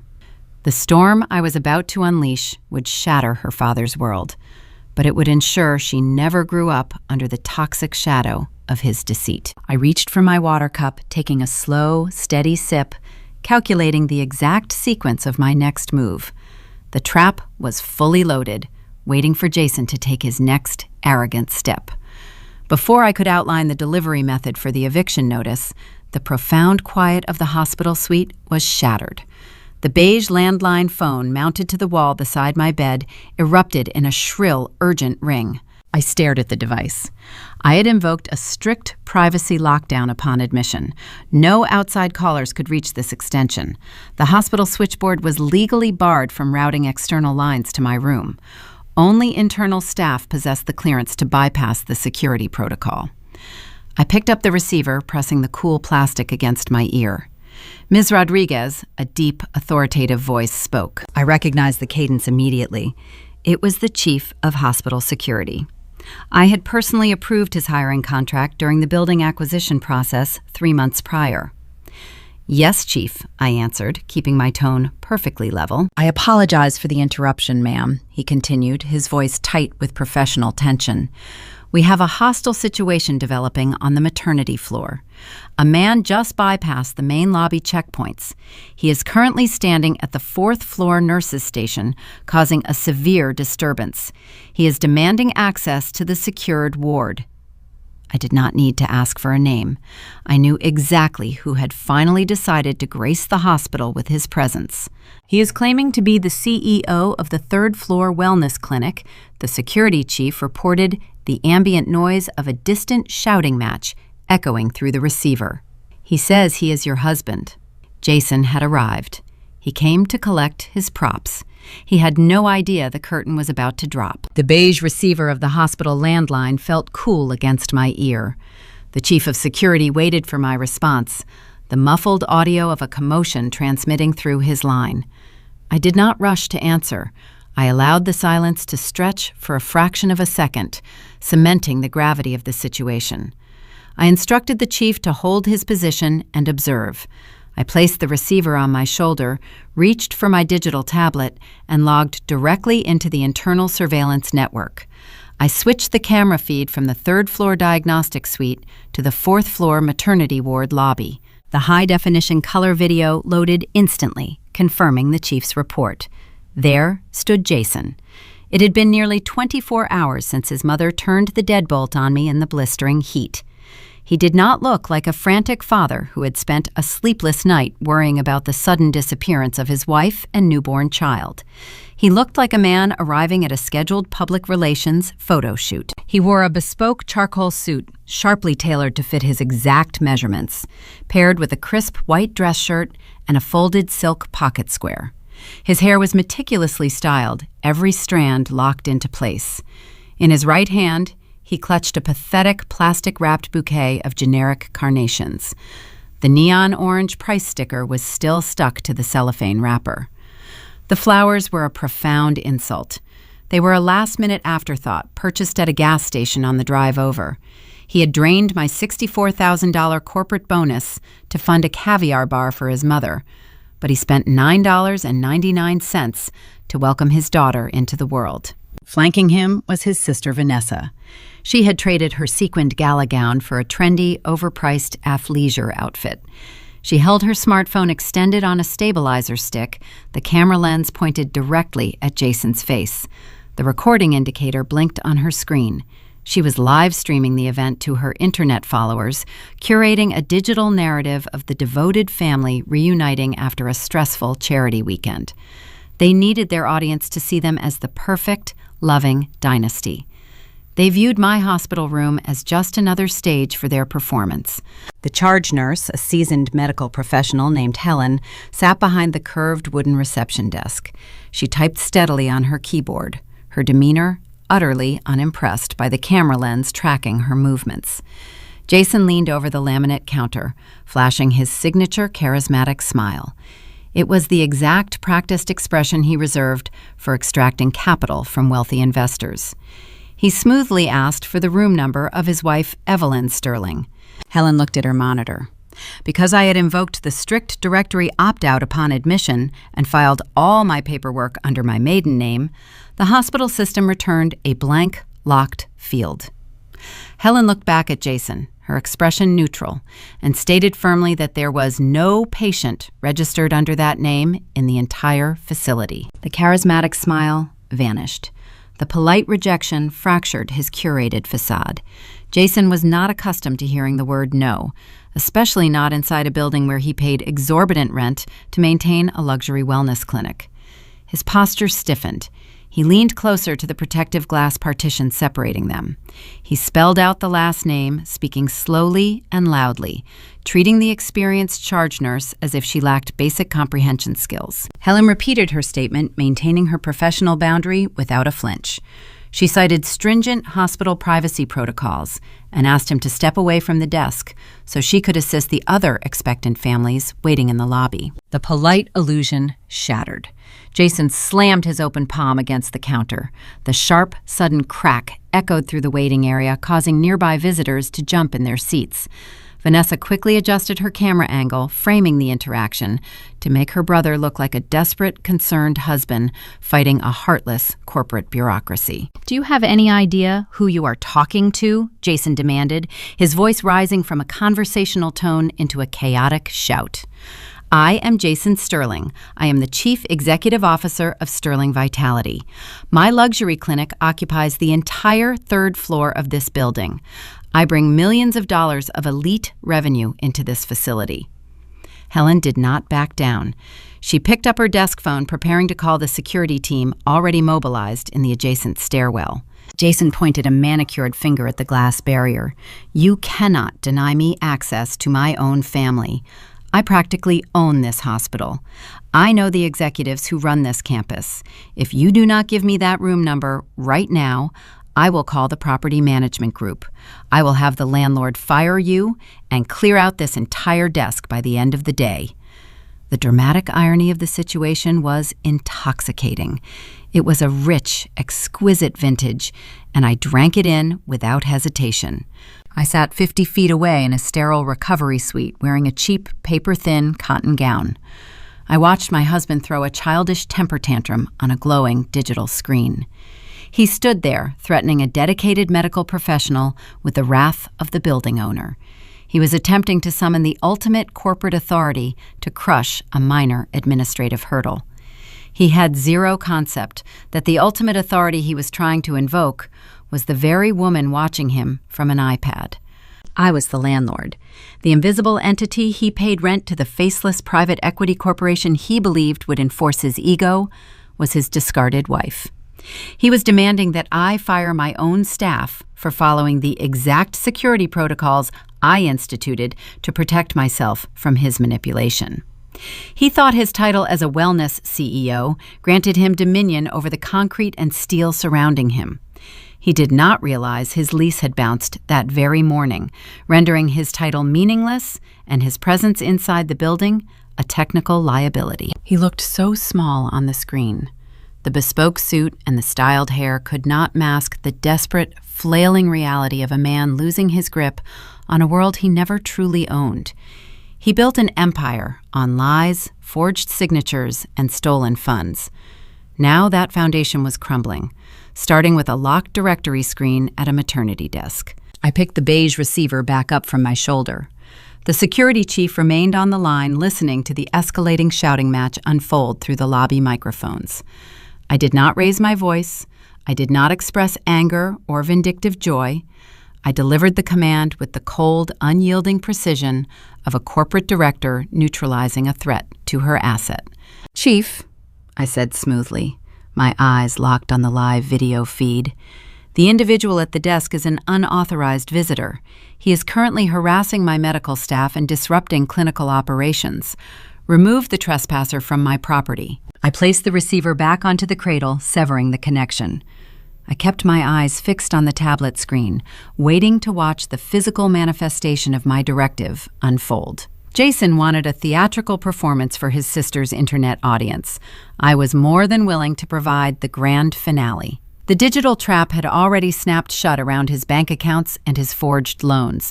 It was time for the physical trap to close around his arrogant presence. The visual on my digital tablet unfolded with the synchronized precision of a military operation. Exactly 90 seconds after I delivered the authorization order to the chief, the heavy double doors at the far end of the maternity lobby swung open. 4 uniformed security guards strode into the waiting area. They were not the elderly, passive greeters posted at the main entrance. These were the tactical response officers I specifically mandated during the hospital buyout, men hired to manage high-risk scenarios in the emergency trauma wing. They wore dark navy tactical uniforms, their utility belts heavy with enforcement gear, projecting an immediate, uncompromising authority. Jason was still leaning over the reception counter, his face flushed red as he berated the charge nurse. He did not notice the security detail approaching until the lead officer, a towering man with a stern expression, stepped directly into his peripheral vision. The officer placed a firm hand on Jason's tailored shoulder. The audio feed crackled as he issued a loud, clear directive. He informed Jason that his presence was disrupting patient care and commanded him to step away from the desk. Jason recoiled, batting the officer's hand away as if the physical contact was a toxic insult. His arrogant expression twisted into a sneer of pure indignation. He puffed out his chest, attempting to physically intimidate a man twice his size. He loudly proclaimed that he was the CEO of Sterling Vitality, demanding that the guards step down before he called the property management group to have them all fired. The lead officer did not flinch. He did not engage in a debate regarding corporate hierarchy. He simply signaled to his team. In a flawless, practiced motion, the 4 guards collapsed their perimeter, boxing Jason in against the reception counter. 2 officers flanked him on either side, while the 3rd positioned himself directly behind Vanessa. The sister-in-law shrieked, fumbling with her smartphone stabilizer stick as the sudden movement jostled her camera angle. She continued broadcasting, desperately trying to keep the lens focused on her brother's humiliated face. The lead officer spoke again, his tone dropping an octave, devoid of any customer service polish. He stated that the 3rd-floor commercial lease for Sterling Vitality was currently flagged in the system for delinquency. Consequently, Jason possessed 0 authorized access credentials for the restricted upper wards. The officer issued a final, non-negotiable ultimatum. He ordered Jason to vacate the 4th floor immediately or face immediate arrest for criminal trespass. The threat of handcuffs broke the illusion. The blustering, self-proclaimed titan of industry vanished, replaced by a terrified man realizing his social status offered zero protection against physical force. The color drained from Jason's face. He looked at the 4 armed guards, then glanced at the camera lens his sister thrust toward him. The security team did not afford him the dignity of walking out the front doors. They marched the millionaire wellness executive past the crowded waiting area, steering him away from the public passenger lifts and forcing him into the harsh, fluorescent-lit service elevator typically used for laundry carts and medical waste. The heavy metal doors slid shut, cutting off Vanessa's live feed as the signal dropped in the concrete shaft. I turned off the tablet, the quiet of my recovery room returning. The physical eviction from the maternity ward was satisfying a necessary assertion of boundaries. But an escort to the parking garage was a minor skirmish in a much larger war.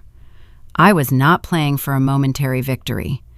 I was playing for absolute destruction. 2 days later, the hospital discharged me. I hired a private car service to bypass the main entrance, ensuring I did not cross paths with any lingering paparazzi or curious staff members.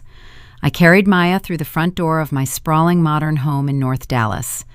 The house felt vast and silent, a stark contrast to the sterile chaos of the medical center. It was a fortress, built entirely on my income, registered solely in my name, long before I married a man obsessed with an unearned aesthetic. I settled Maya into her nursery, securing the advanced monitoring system before walking downstairs to my home office. The real work began now.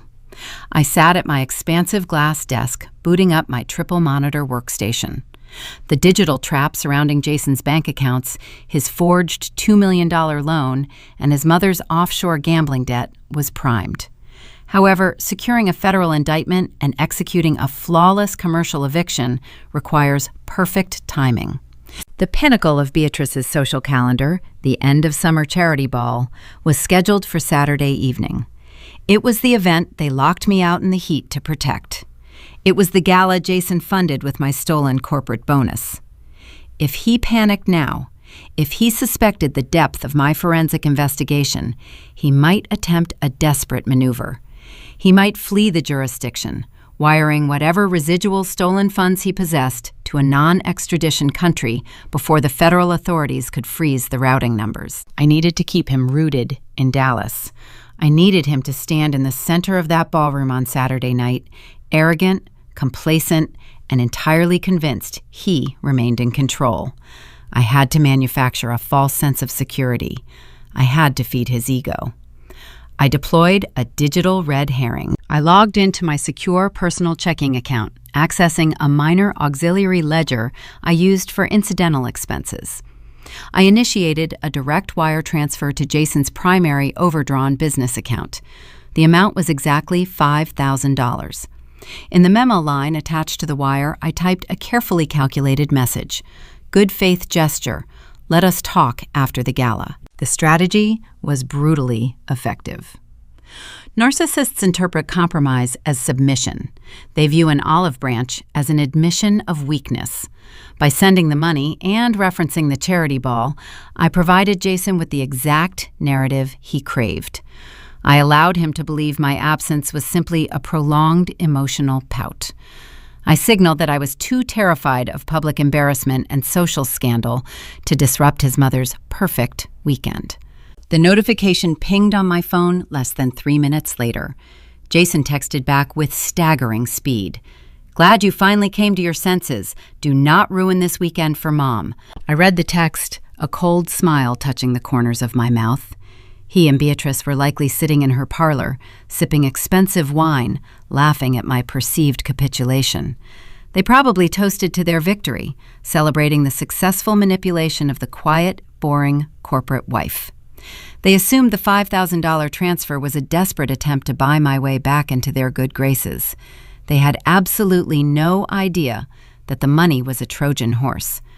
The moment Jason clicked accept on his banking application, he authorized a secure handshake protocol between his institution and mine.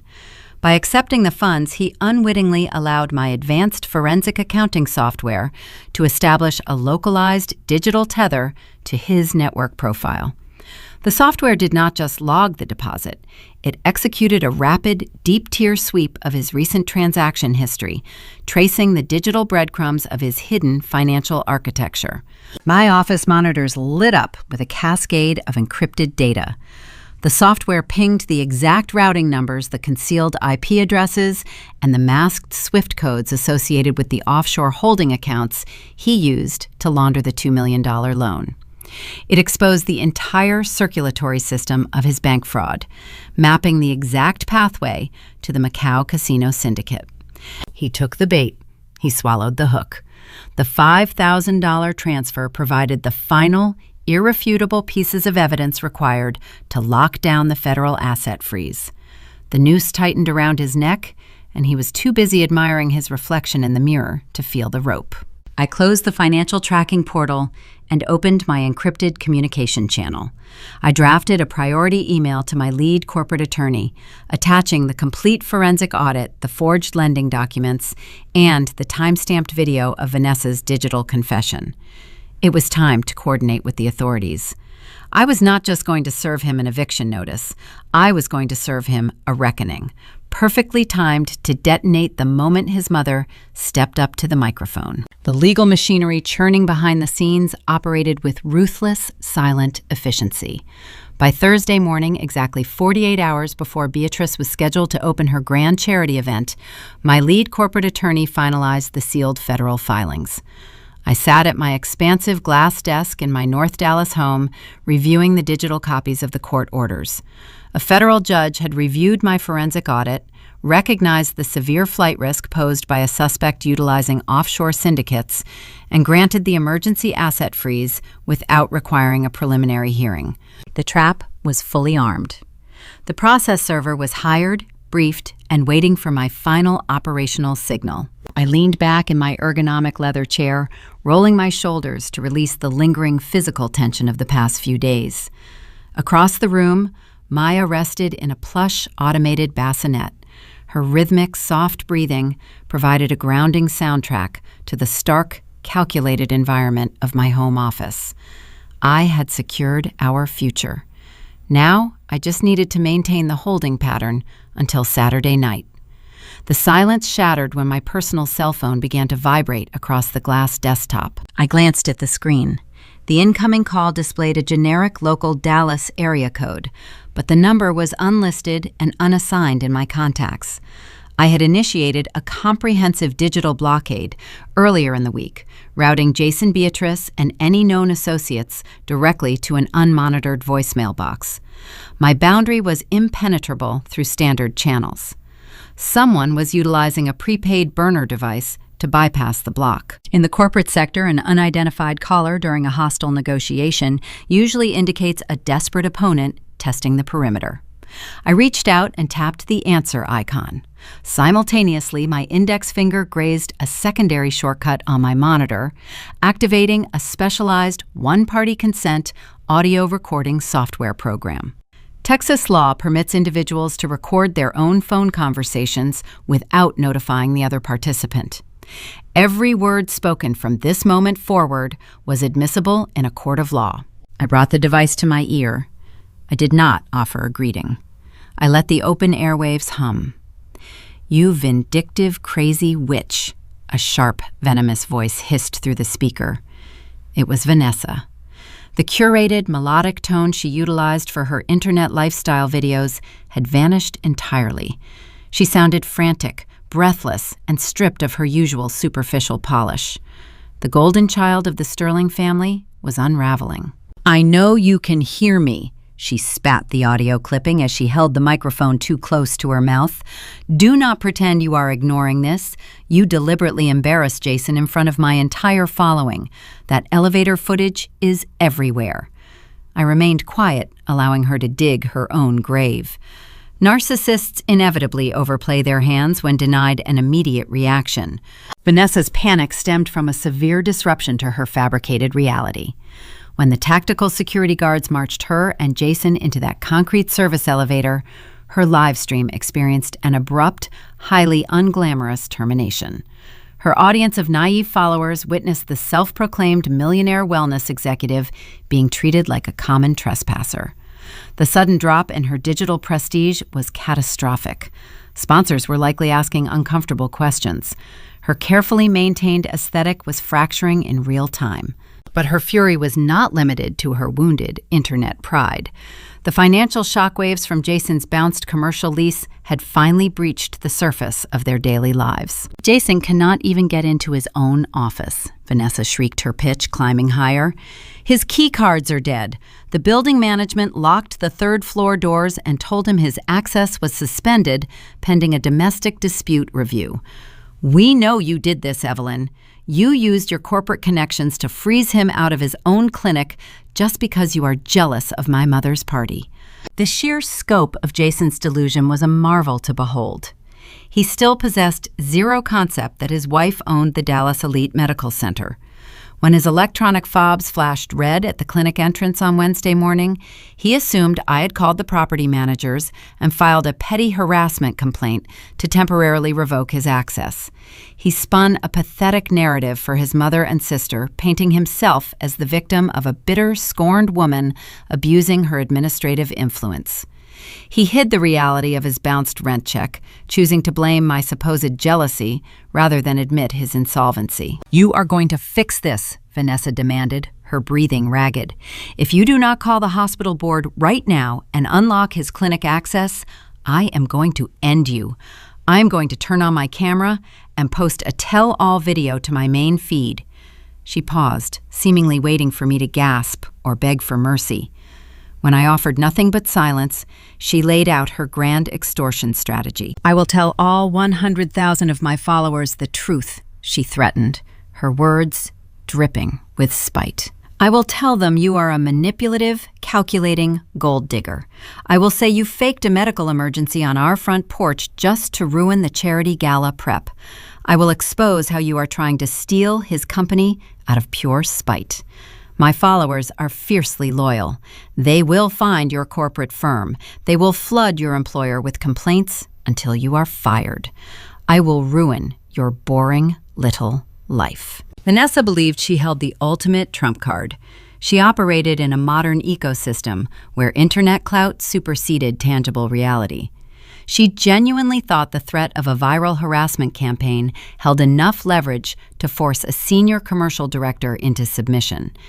She equated her social media platform with legitimate power. I looked across the room at the bassinet. Maya shifted, letting out a tiny, contented sigh. I thought about the secure holding trust, the encrypted offshore routing numbers, and the forged federal documents sitting in a sealed digital folder on my desktop. The juxtaposition between Vanessa's superficial internet drama and the crushing weight of a federal indictment was almost comical. I leaned forward, resting my elbows on the cool glass surface of my desk. "Vanessa," I replied, my voice dropping to a low, chilling whisper that carried the definitive weight of an executioner. "I highly suggest you listen to me very carefully, because I will only explain your current reality once."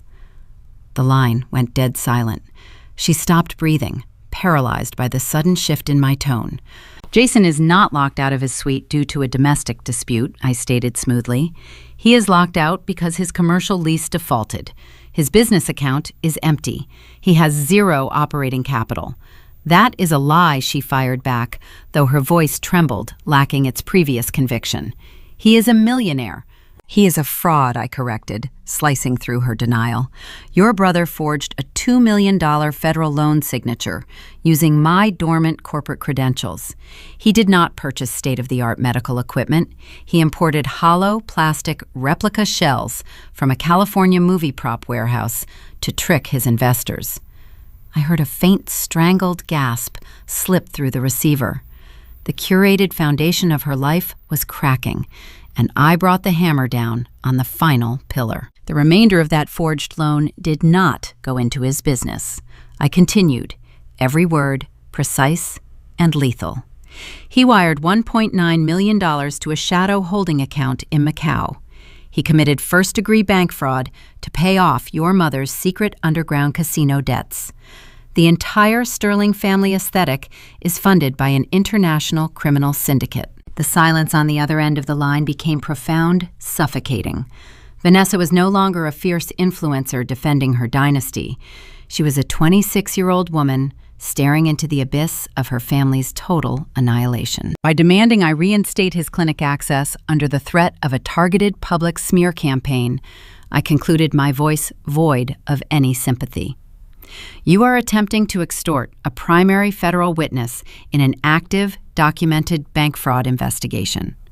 That specific charge carries a mandatory minimum sentence of 5 years in a federal penitentiary. I let the legal reality hang in the air for 3 long seconds. Are you sure you want to leverage your Instagram account against the United States Department of Justice? The burner phone slipped from her hand. I heard the sharp clatter of plastic striking a hardwood floor, followed immediately by the harsh, monotonous tone of a disconnected line. She hung up. She did not scream. She did not argue. The truth paralyzed her. Vanessa now possessed the toxic knowledge of their ruin, a burden she would have to carry in silence as she smiled for the cameras. The Sterling family delusion had reached its absolute breaking point. The psychological warfare was complete. All that remained was the physical execution. I placed my cell phone face down on the desk and closed my laptop. Friday would pass in a blur of quiet anticipation. The ultimate reckoning was scheduled for Saturday night, right in the center of Beatrice's beloved ballroom, surrounded by the wealthiest spectators in Dallas. The Texas heat finally broke, surrendering to a crisp, cool evening as the 4th week of my maternity leave drew to a close. Saturday night descended upon Dallas, bringing with it the pinnacle of Beatrice Sterling's meticulously curated social calendar. The end of summer charity ball was the event that defined her existence. It was the gathering she prioritized over the birth of her own granddaughter, the spectacle she funded by stealing my annual corporate bonus. The Highland Park mansion, the same sprawling brick estate where I had stood leaking amniotic fluid just a month prior, underwent a staggering transformation. The Sterling family spared no expense to mask their internal rot. The wraparound porch glowed under the warm amber light of custom-installed lanterns. The manicured lawns were dotted with pristine white canvas tents. The interior of the home resembled a cinematic set piece designed to broadcast generational wealth. Inside the grand parlor, the walls were draped in swaths of imported heavy ivory silk. Towering floral centerpieces constructed entirely of rare white orchids and imported hydrangeas dominated every available surface. The air smelled of expensive perfumed gin and the faint, sweet scent of desperation.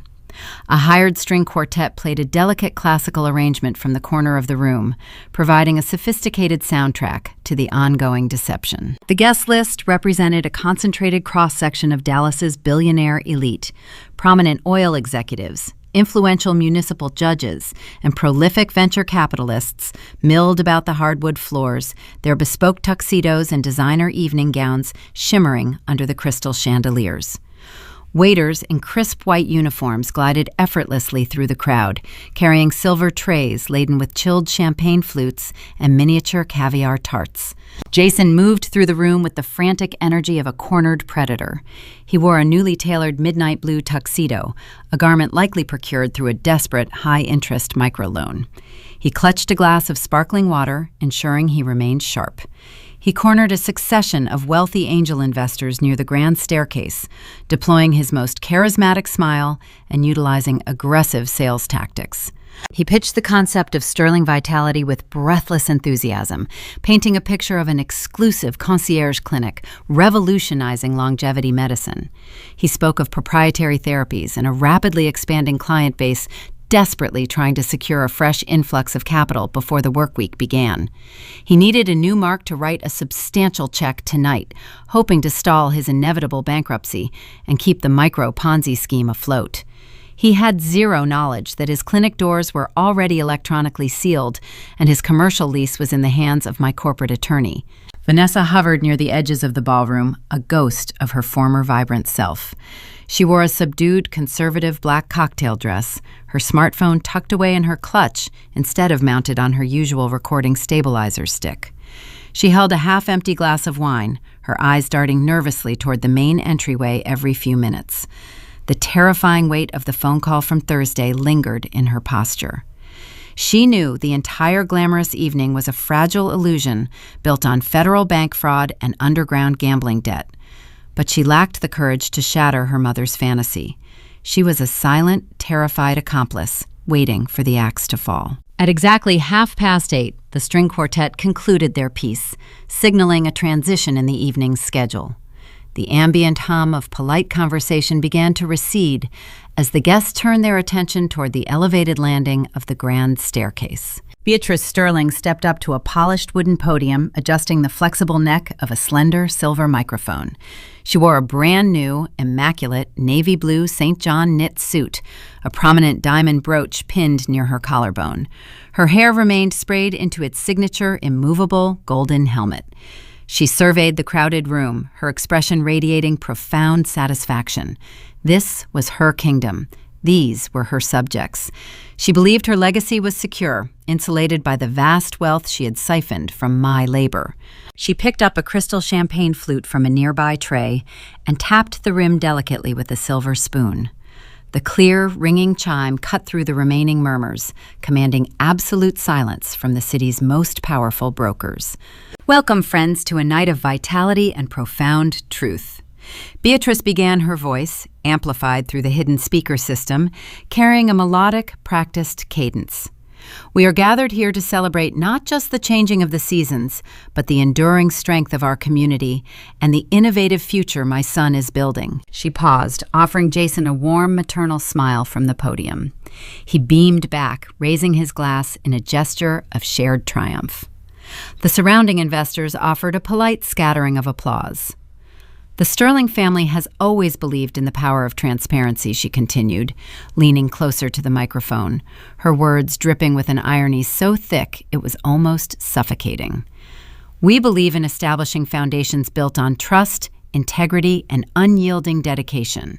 At that exact second, the heavy mahogany double doors at the front of the grand foyer swung violently inward, slamming against the interior walls with a resounding, thunderous crack. The polished aesthetic of the charity ball shattered instantly. The string quartet, midway through tuning their instruments, froze. The guests near the entryway gasped, physically recoiling and spilling champagne onto the imported Persian rugs as they scrambled to clear a path. 2 uniformed Dallas County Sheriff's deputies stepped over the threshold, their dark, tactical presence a jarring intrusion into the sea of silk and diamonds. The metallic clink of their heavy-duty belts echoed in the sudden, terrified silence. They did not pause to admire the floral arrangements or greet the hostess.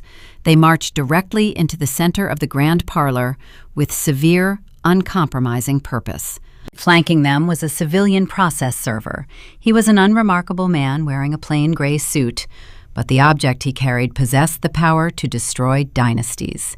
He gripped a thick, bulging leather satchel, his eyes scanning the frozen crowd, comparing the faces to the photographs in his specialized briefing folder. Beatrice stood paralyzed behind the podium. Her manicured hand gripped the silver microphone stand so tightly her knuckles turned white. The melodic, confident tone evaporated from her throat. She stared at the deputies, her mouth slightly ajar, the illusion of her untouchable social standing dissolving in real time. Jason stepped away from the group of venture capitalists he was actively pitching. The confident, charismatic smirk vanished from his face, replaced by a mask of sudden, unadulterated panic. He looked from the armed officers to the process server, his mind frantically scrambling to calculate which of his numerous lies had finally caught up with him. He assumed a disgruntled former employee or a minor vendor dispute had escalated. He had no concept of the federal avalanche preparing to bury him. The wealthy attendees, sensing the immediate legal contamination radiating from the authorities, began to shift away from the Sterling family. The oil executives and municipal judges recognized the distinct choreography of a targeted law enforcement strike. They created a wide physical perimeter around Jason, eager to distance their own reputations from whatever scandal was about to unfold. The process server reached the center of the room. He unclasped the brass buckle of his leather satchel, reached inside, and withdrew a stack of heavy, legal-sized documents. The paperwork was dense, bound by thick rubber bands and visibly marked with the glaring red official stamps of the federal courthouse. The reckoning had arrived, crashing through the front doors of the very house they locked me out of, and it was going to be televised to the entire billionaire class of Dallas. I sat in the quiet sanctuary of my home office miles away from the Highland Park estate. To ensure undeniable proof of service, my legal team required the primary process server to wear a discreet lapel camera. The high-definition broadcast transmitted the destruction of the Sterling dynasty directly to my desktop monitors. I watched the live feed with the clinical detachment of an underwriter foreclosing on a toxic asset. The process server strode through the grand foyer flanked by the 2 Dallas County sheriff deputies. The private security guards hired for the charity ball, men dressed in cheap rental tuxedos and equipped with nothing but earpieces, took one look at the approaching law enforcement officers and immediately stepped aside. They were paid a minimum hourly wage to check guest lists, not to obstruct carrying officers executing federal orders. The trio bypassed the entryway checkpoints without breaking their stride, marching directly onto the hardwood floor of the main parlor. The server stopped in the dead center of the ballroom. He planted his feet, unbothered by the hundreds of wealthy socialites staring at him. He drew a deep breath and projected his voice, allowing the acoustics of the vaulted ceilings to carry his words into every corner of the mansion. Jason Sterling and Beatrice Sterling. The names echoed over the hushed crowd. On the elevated landing, Beatrice froze behind the wooden podium. Her hand remained clamped around the silver microphone stand, her posture rigid, trapped in the headlights of a public scandal. Across the room, Jason stood paralyzed. He was mid-sentence, pitching his fraudulent wellness clinic to a circle of prominent venture capitalists. The sound of his own name, delivered with such sterile, bureaucratic authority, short-circuited his brain. His fingers went numb. The crystal champagne flute slipped from his grip. The glass plummeted toward the floor, striking the imported Persian rug and shattering into jagged shards. The sparkling wine soaked deep into the intricate woven fibers, staining the exact spot where my amniotic fluid had pooled 4 weeks earlier. Beatrice had refused to open her door to a laboring woman to protect that rug, and now it served as the drop zone for her family's total ruin. The process server closed the distance between them. He did not ask for permission to approach. He lifted the thick, red-stamped binder from his leather satchel and thrust it forward, slamming the heavy stack of legal documents firmly against Jason's chest. Jason instinctively brought his arms up to catch the binder before it fell, wrapping his hands around his own indictment. "You are officially served," the process server announced, his tone ringing with practiced clarity. "This binder contains an emergency federal asset freeze authorized by a United States district judge. It includes a civil suit demanding restitution for a $2 million forged medical debt." The server paused for a fraction of a second, ensuring the audience digested the magnitude of the dollar amount before delivering the final strike. "Furthermore, this serves as your formal notice of eviction for the commercial premises of Sterling Vitality." The silence in the grand parlor shattered, replaced by a roar of scandalized whispers. A collective gasp rippled through the crowd of Dallas billionaires.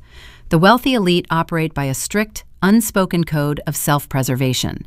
They will overlook infidelity, they will ignore ruthless corporate takeovers, but they are terrified of federal bank fraud. The venture capitalists and angel investors who had been sipping Jason's champagne and listening to his pitch mere moments ago executed a synchronized retreat.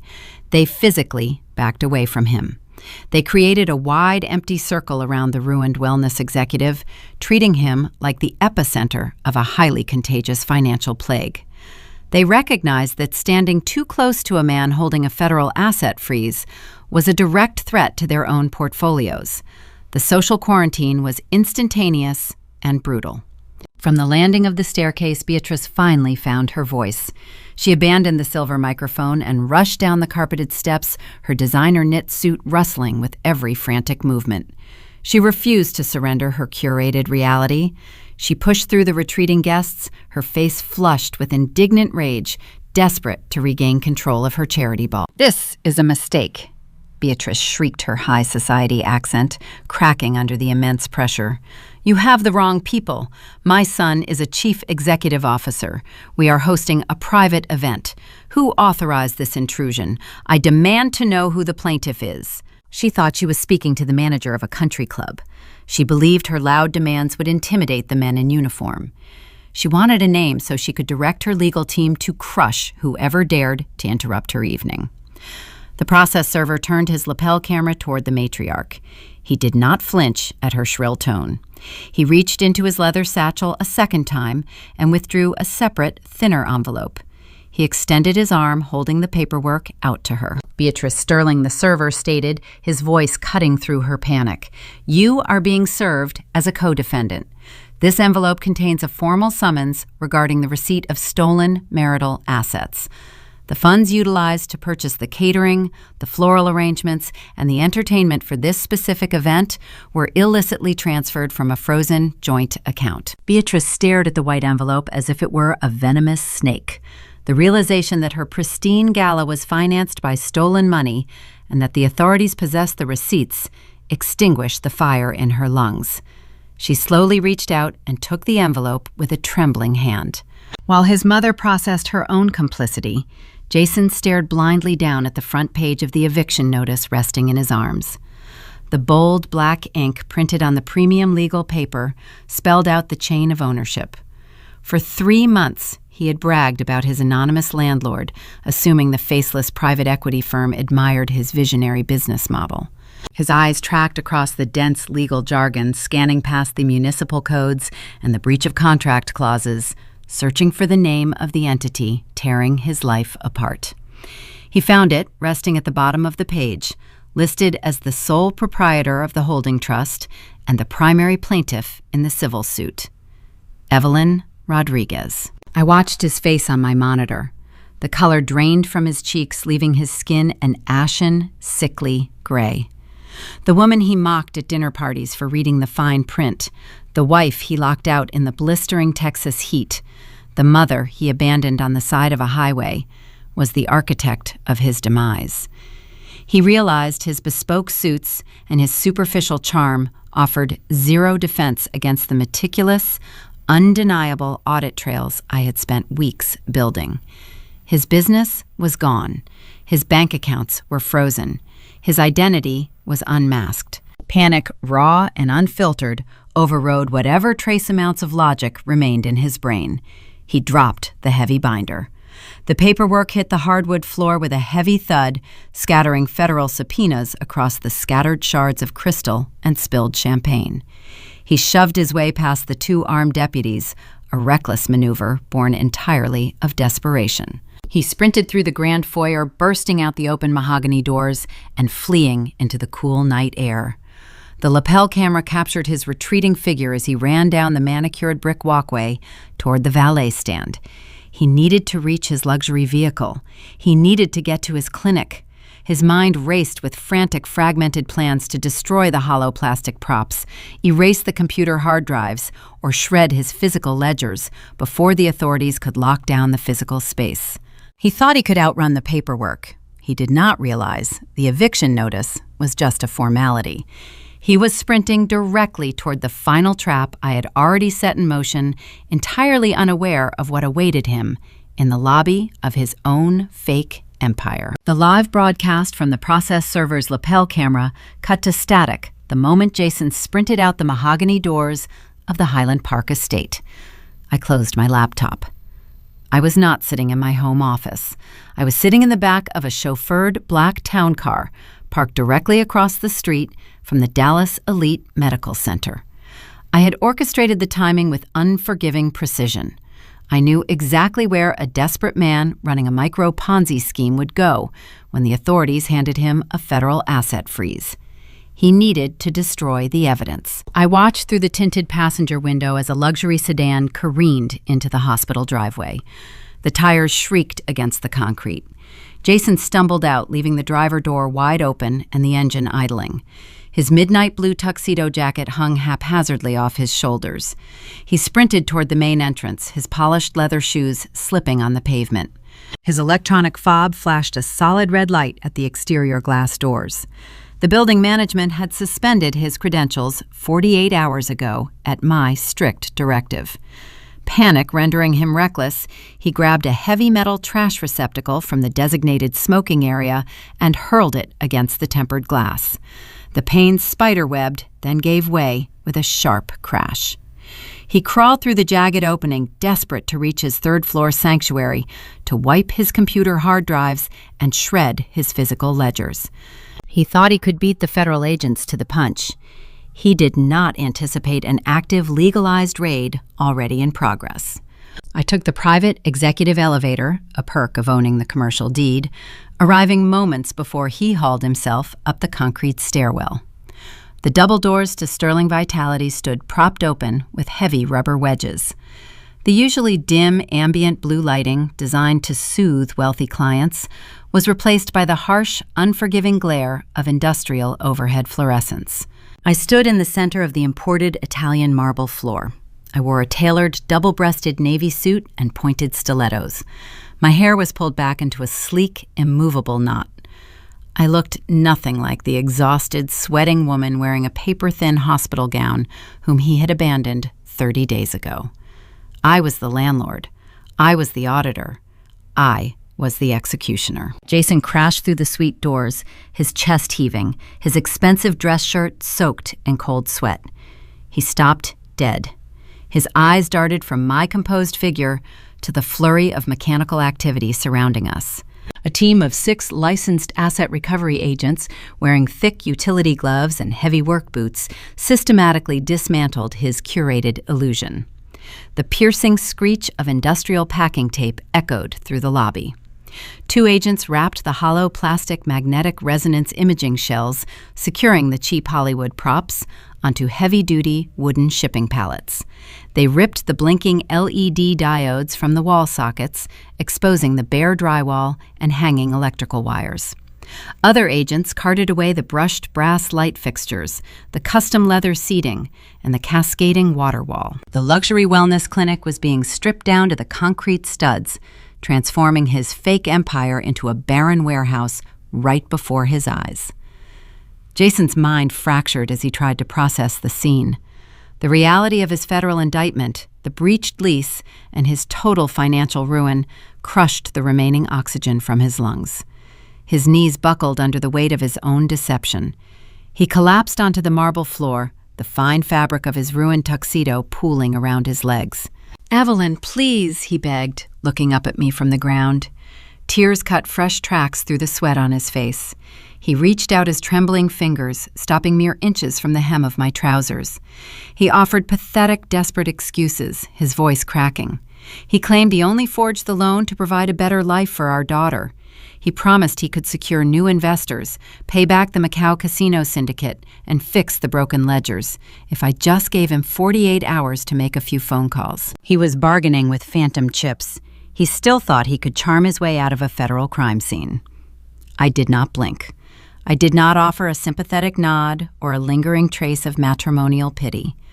I reached into my leather briefcase and withdrew a crisp, printed copy of the commercial eviction notice. I held the document between my index and middle finger, then released it. The paperwork fluttered through the sterile air, landing softly on the floor, right between his trembling hands. "You should have read the fine print, Jason," I stated, my voice projecting clearly over the screeching tape and moving dollies. "There is no cure, period, for your default." Before he could formulate another hollow promise, the heavy wooden door to his private back office clicked open. A senior recovery agent emerged, carrying an object wrapped in a thick, clear evidence bag. The plastic covering slipped slightly as the agent adjusted his grip, revealing the tarnished item underneath. It was a heavy, ornate silver platter. Beatrice's grandmother's antique catering tray. It was the exact generational heirloom I had hauled through the suffocating 104-degree heat while leaking amniotic fluid onto a porch. The presence of the silver tray, hidden inside a commercial wellness clinic, made zero logical sense until my forensic audit trails aligned the timeline. Following the charity ball setup, Jason realized his business accounts were frozen and his personal credit cards were maxed out. He needed a bespoke midnight blue tuxedo to look wealthy for the angel investors he intended to scam at the gala. Desperate for quick cash, he secretly absconded with the heirloom. He took the antique silver and used it as physical collateral for an exorbitant predatory microloan from a shadow pawn syndicate across town. He traded his mother's prized generational artifact to rent a jacket. Jason saw the agent carrying the silver. A fresh wave of profound horror washed over his features. "Put that back!" he screamed, his voice fracturing into a shrill, desperate pitch.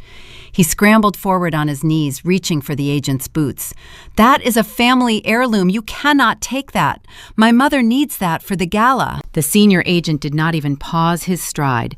He stepped neatly around the frantic man on the floor.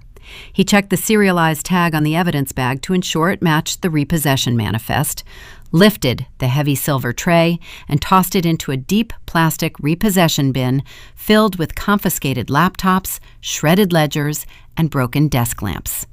The silver hit the bottom of the plastic bucket with a dull, hollow thud. That singular sound represented the final eradication of the sterling aesthetic. The luxury, the generational wealth, the curated high society illusion, all of it reduced to a hollow echo in a plastic confiscation bin. They traded their humanity for social standing, and in the end, they lost both. The recovery agents zipped the bins closed and rolled them toward the freight elevator, leaving Jason kneeling in a desolate, echoing room, stripped of every prop he used to define his worth. He buried his face in his hands, his shoulders shaking, with silent, ragged sobs. I stepped around my former husband in my stilettos, clicking a steady, rhythmic cadence against the marble floor. I walked toward the shattered glass of the lobby doors.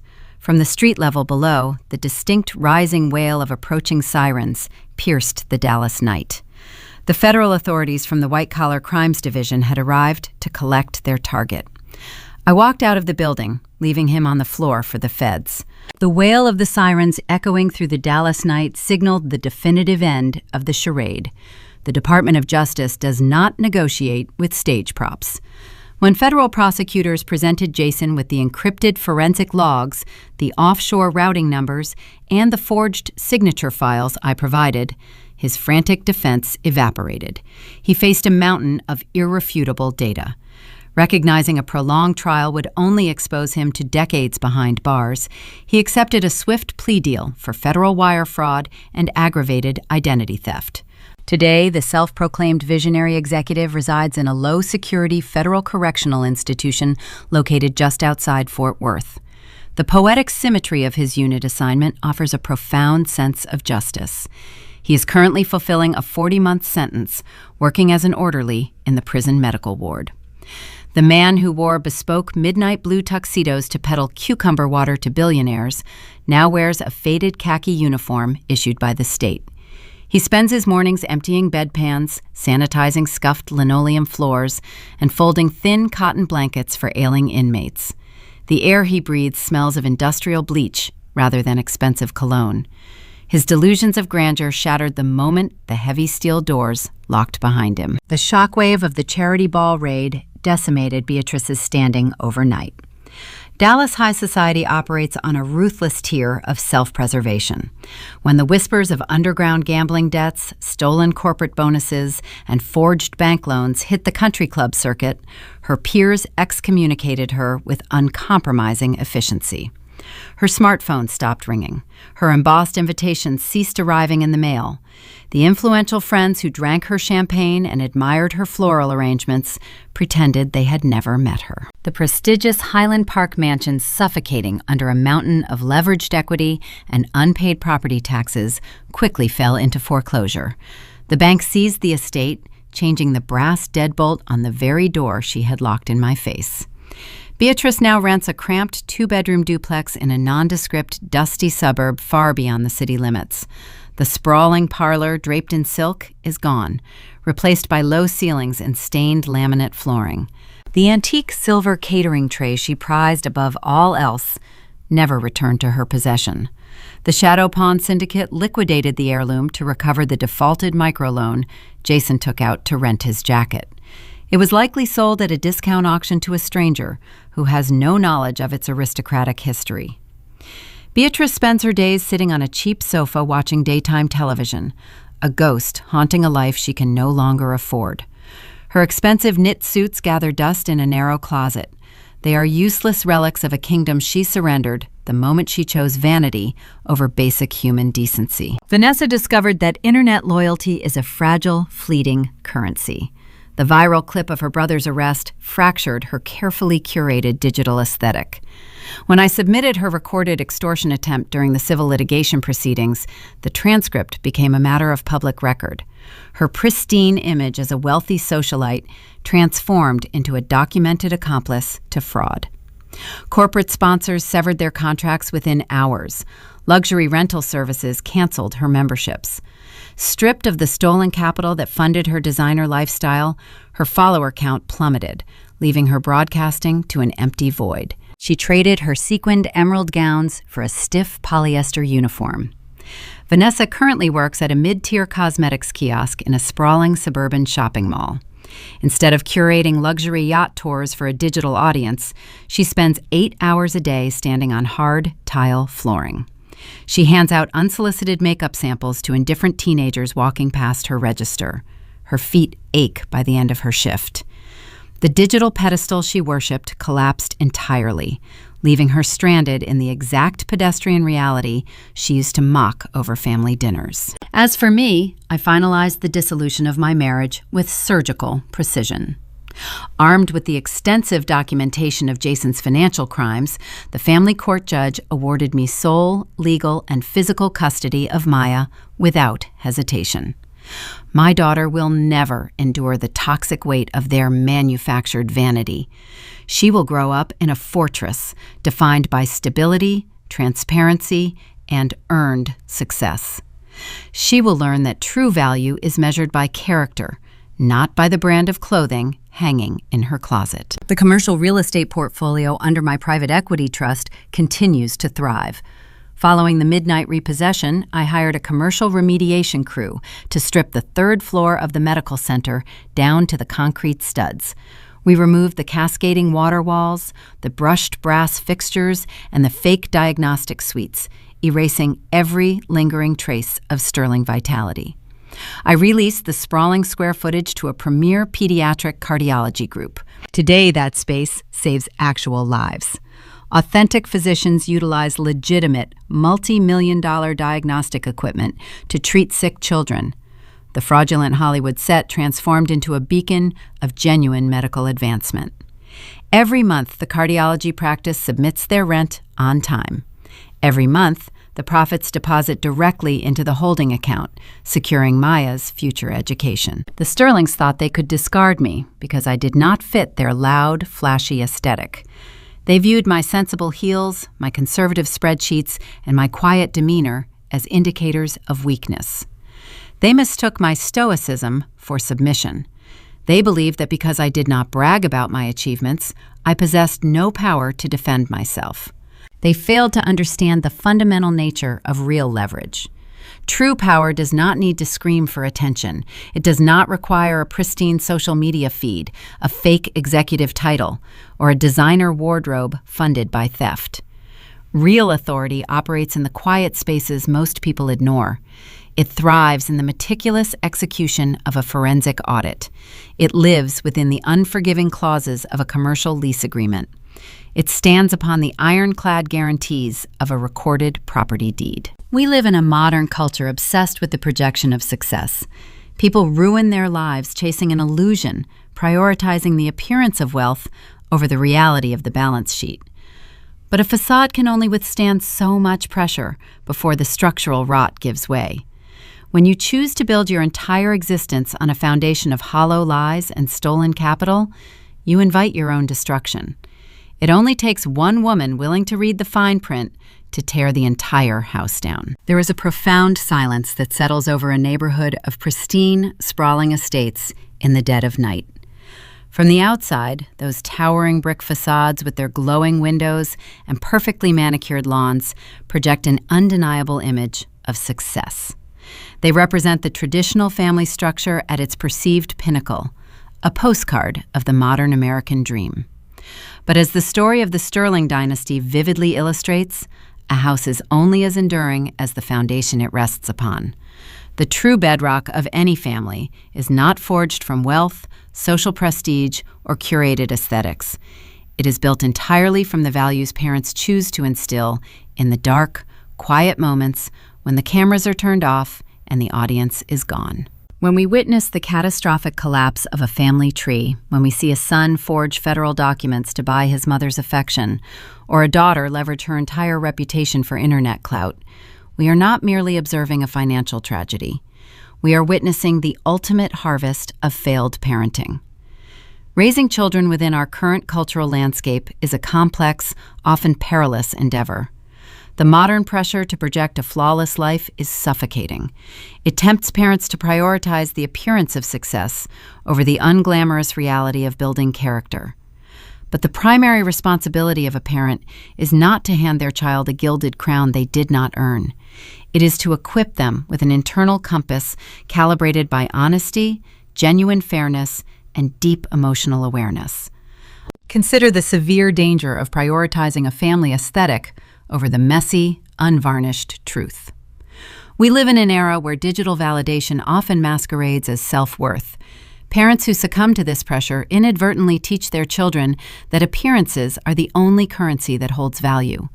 When a mother instructs her children that maintaining a country club facade is more important than financial integrity, she plants the seeds of profound insecurity. She teaches them to pour cheap wine into expensive empty bottles and pretend it is a rare vintage. Over time, that deception becomes the child's baseline reality. They learn to lie to their spouses, their investors, and ultimately themselves. Honesty is the only true anchor a parent can provide.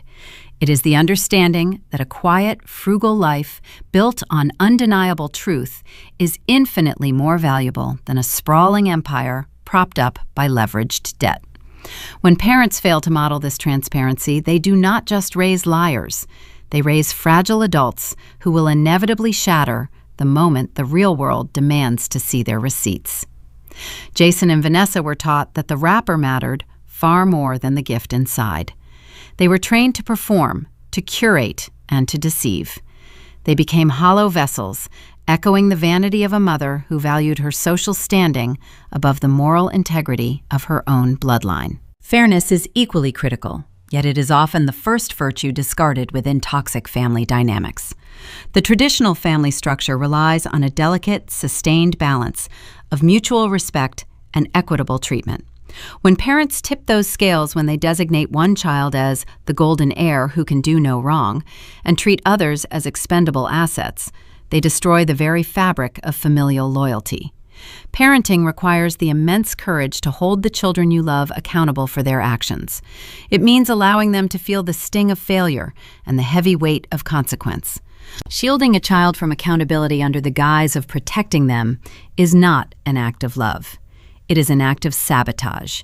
It breeds a lethal entitlement. A child raised without a sense of fairness grows into an adult who believes the world owes them a living, a luxury vehicle, or a corner office simply because they exist. They learn to view the people around them as stepping stones or temporary conveniences. And when they finally encounter someone whose boundaries are ironclad, someone who refuses to fund their delusions, their inevitable downfall is swift and devastating. But perhaps the most tragic failure of all is the absence of emotional awareness. A home should be a sanctuary, a place where vulnerability is met with empathy, not weaponized for control. Emotional awareness in parenting means teaching children to truly see the people sharing their space.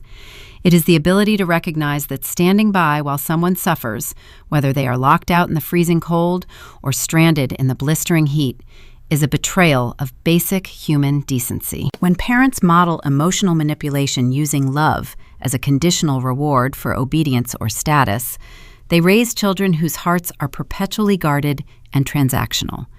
These children grow up incapable of experiencing the grounding peace of genuine connection. Teaching empathy is the greatest, most enduring responsibility a parent holds.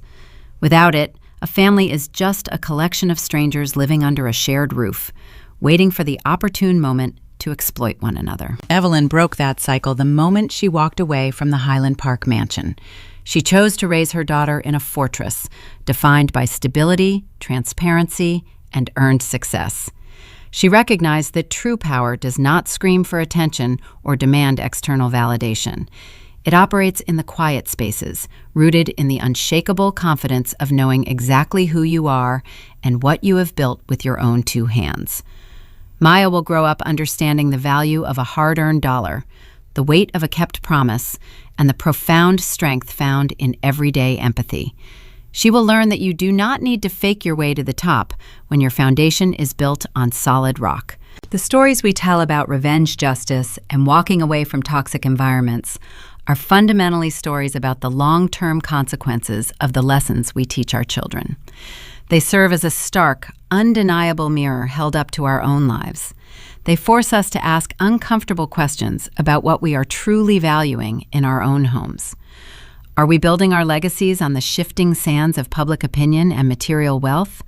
Or are we driving our roots deep into the bedrock of integrity and mutual respect? If you have ever recognized the cracks in a perfect facade, if you have ever had to build your own sanctuary from the ashes of someone else's deception, or if you simply believe that character will always outlast the illusion of prestige, then you belong here with us. Take a moment to subscribe and follow the Grape Echo Stories channel. We share these stories because the truth matters, and because the loudest victories are often the ones won in absolute, unwavering silence. We invite you to join a community that values the quiet strength of standing your ground. Ultimately, we are all architects of the generations that follow us. The children we raise will one day inherit the world we build, and they will navigate it using the map we draw for them today.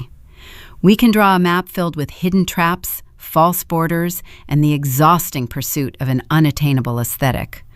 Or we can hand them a compass of unshakable truth.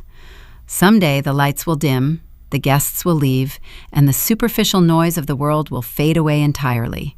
When that moment comes, and you look closely at the adults your children have become, standing in the quiet remnants of the life you built for them, you have to wonder, will you recognize the strangers staring back at you?